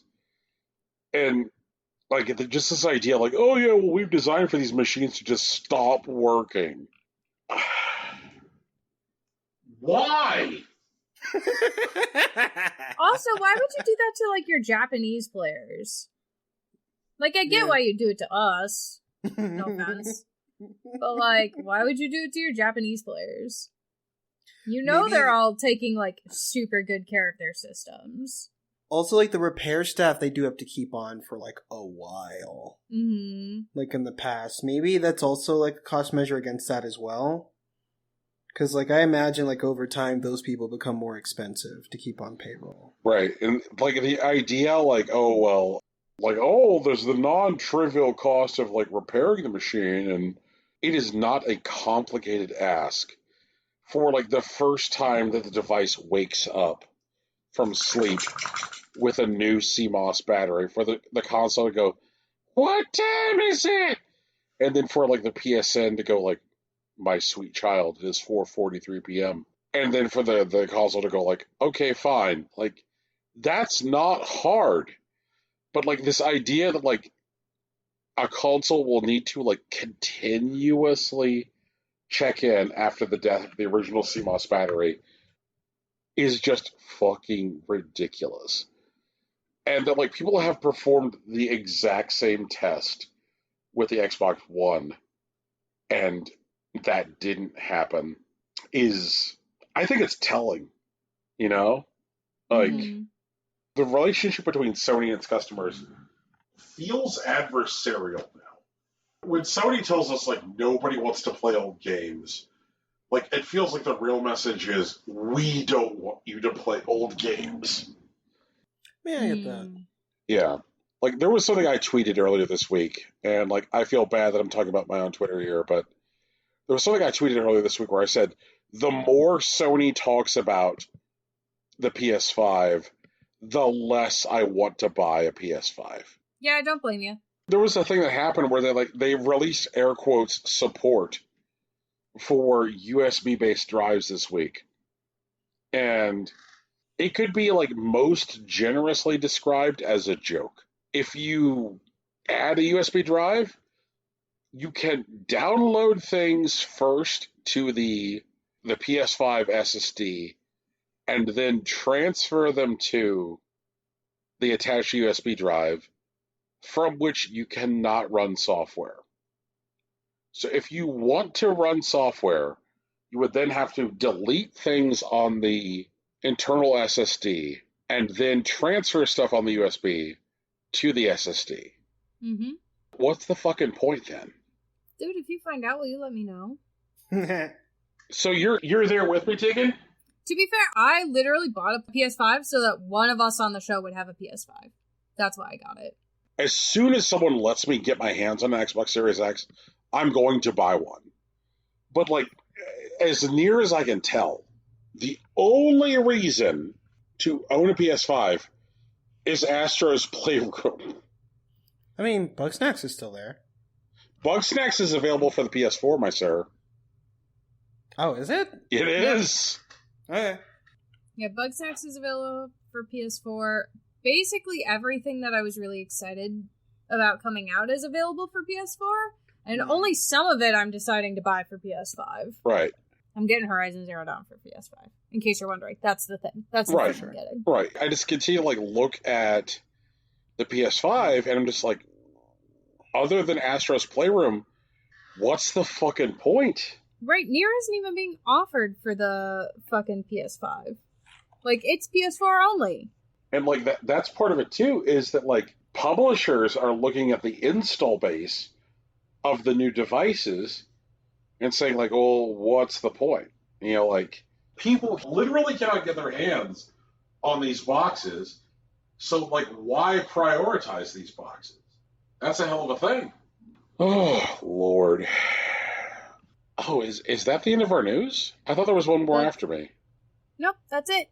Yeah, it's the whole thing. Oh, man. Would you guys like to know what came out on Steam today? Yes. For today. Yes. Special. A trip in the Wayback Machine. 7 games have come out on Steam today. Oh, thank God. That's not too bad. Jesus Christ, I was so terrified of that number today. What'd you think it was going to be, like 200? I thought it was going to be something in the double digits. I was thinking like 13 games came out on Steam today. It's Sunday, it's like 6 p.m. Like, thank God it's only 7. Anyways, let's do it. But, Rocky, that speaks to the problem. Okay. Too many games are coming out on Steam? Like, 7 games came out on Steam today. Right. And those games include Cutthroat Cove. Okay. Welcome to Cutthroat Cove. Get ready to pillage and plunder or be prepared to walk the plank. In this open-world pirate thriller, you can craft, engage in combat with the nasty locals, or follow clues to unlock the secrets of the old world. If you wanted a game that looks exactly like I've used nothing but licensed Unity assets, this game's for you. The key features include crafting, building, trade, co-op campaign, multiplayer chat, woohoo. Oh, single player is a separate bullet point. Complex AI enemies, and then rich storyline. It was like a budget Sea of Thieves. Okay. Yeah, I guess that's what they have going. Next up is Prison 69. Oh, thank you. Next. Are we just rejecting Prison 69? We absolutely are. That sounds literally like some kind of hentai game. It's not, but I still don't want it. Oh, okay. Prison 69 features a cinematic screening designed to mimic the problems that occur in prisons. Oh. I don't know how, like, cinematic screening mimics prisons, but, you know, here we are. Is it a movie? Well, no, it's a game, but it also says the game's events are based on imagination and are not connected to real life, with short loading screens and sections of the game divided into, quote, scenes, box fight, and melee attack. Yep. Mm-hmm. It's what it do. There is a menu to dance. I'm so glad I get to dance. And an in-game take photos system. Next up is FreedSoft. FreedSoft is an IT company simulator. IT is lowercase, so you can be confused. It's an it. You have to build your own it empire. Design your character and your employees. Create the best software, all caps, in the game world. To, I guess, discourage feedback, this game is in early access, so there's that. Oh, Lord. Brian, I want to read the next game if that's cool. It is. Okay. Fuck. Jesus Christ. Okay, sorry. So, the next game is called The Holy Orange. Oh, Jesus. Its description is that it is a Christian ball rolling game. Christian ball rolling game. Yes. Mm-hmm. It has pros in its video, not necessarily in the description. The pros is that it is playable as possible. It's better than V1.0.1. There is a saving system that is, in parentheses, slightly buggy, and players have to obtain bonuses and health pickups. Cons. It won't pause much on mode panels, like a win, lose, and pause. Sometimes mobile crashes. Maybe because the app has to be really published after testing it. That's not how that works. Some colliders make you go through, even though I make normals go inside, then outside. Joystick may have a lock mouse cursor by mistake for mobile. Does the game only have 10 working levels? Yes, when there needs to be 100 levels total. .s, apparently. About this game.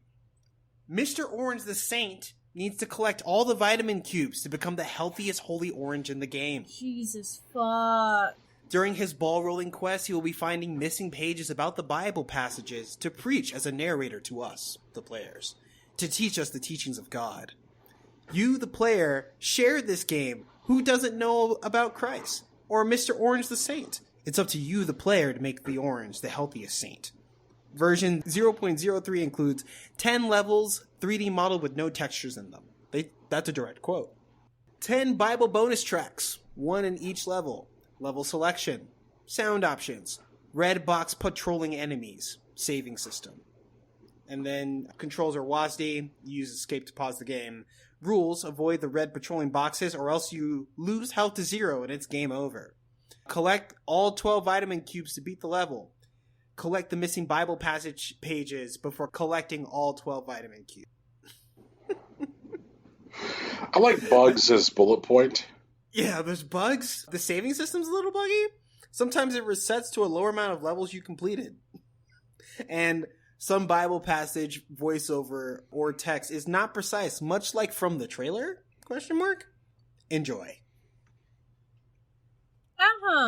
Nothing says to me that Christ died for my sins. Nothing does say to me that Christ died for my sins. Thanks. You know what? Excellent point. Quite like a buggy as fuck, Windows 8 only, ball rolling sim. It's only $2.99 though, so there's that. But it's like, did Christ die for this? Maybe so. Oh my god. Oh, that's bad. Which I guess is a good time to roll out our new Patreon-only reality television series. Christ died for this? ? We just review Christian games ad infinitum. Not to be too nasty about it, but Jesus fucking Christ. It's really OD. What is this? What are you doing? Bible passages on every level, Brian. That's the Easter egg. The first one's John 3:16, man. King James Version. Collect them Bible passages before the vitamin cubes. Yeah. Which I guess makes me want to, do an all vitamin cube run and then see what happens. Just see what happens? Which is, nothing. The game crashes. What if that's one of the bugs? After you get to the end of the game, it just subtracts a couple of them because you don't have the Bible passage? He said there's supposed to be 100 levels or so, but 10 of them work. So that's what we got. That's what we're working with. Holy orange. A game that we know works exactly as released. You see what I did there? Mm-hmm. Is An Orc's Tale, Kriegsruff.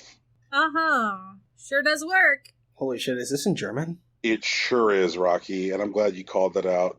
Something else that I enjoy is that normally on Steam, if a game was not released in English, we would have that awesome shout-out, which I know you're familiar with, which says, like, hey, this is not an English language game. Guess what's missing from this game?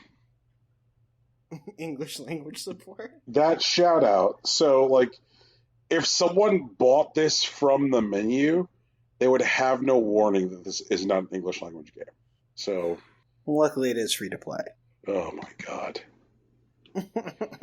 Was sind der hier für Creaturen? Hast du das etwa gewusst? Du hast. Du hast mich. Du hast mich troll. Our last game from Steam today is Quick Packer 2, a game that would like for you to spend $4, collect items, and pack them as compact and or as fast as possible in a packing container on a truck! !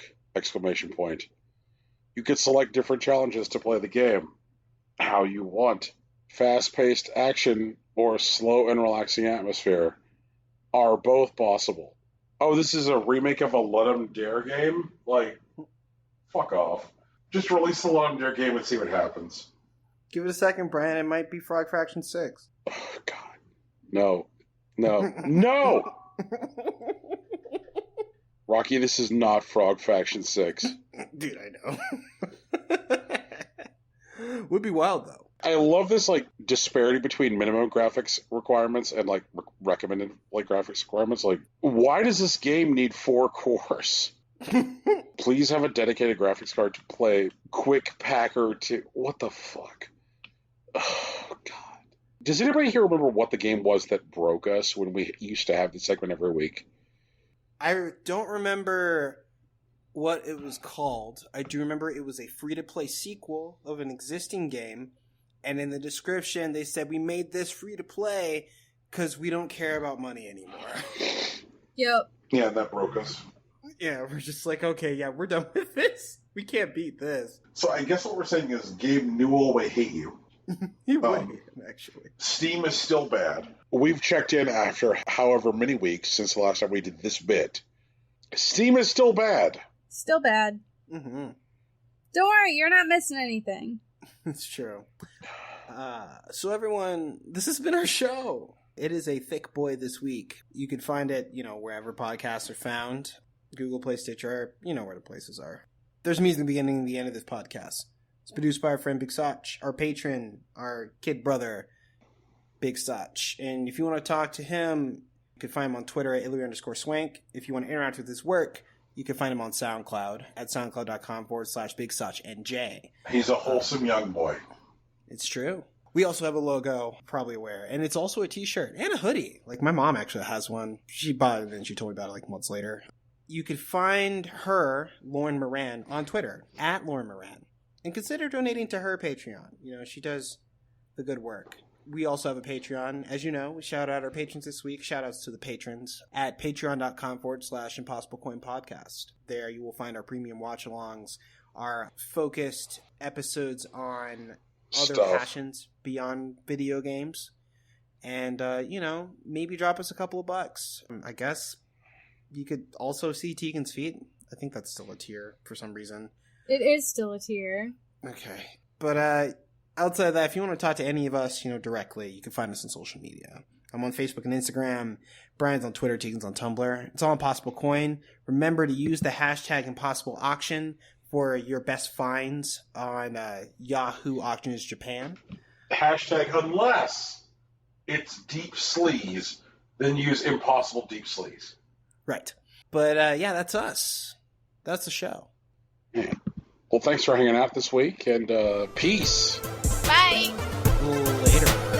Good luck, Starfighters. You suck.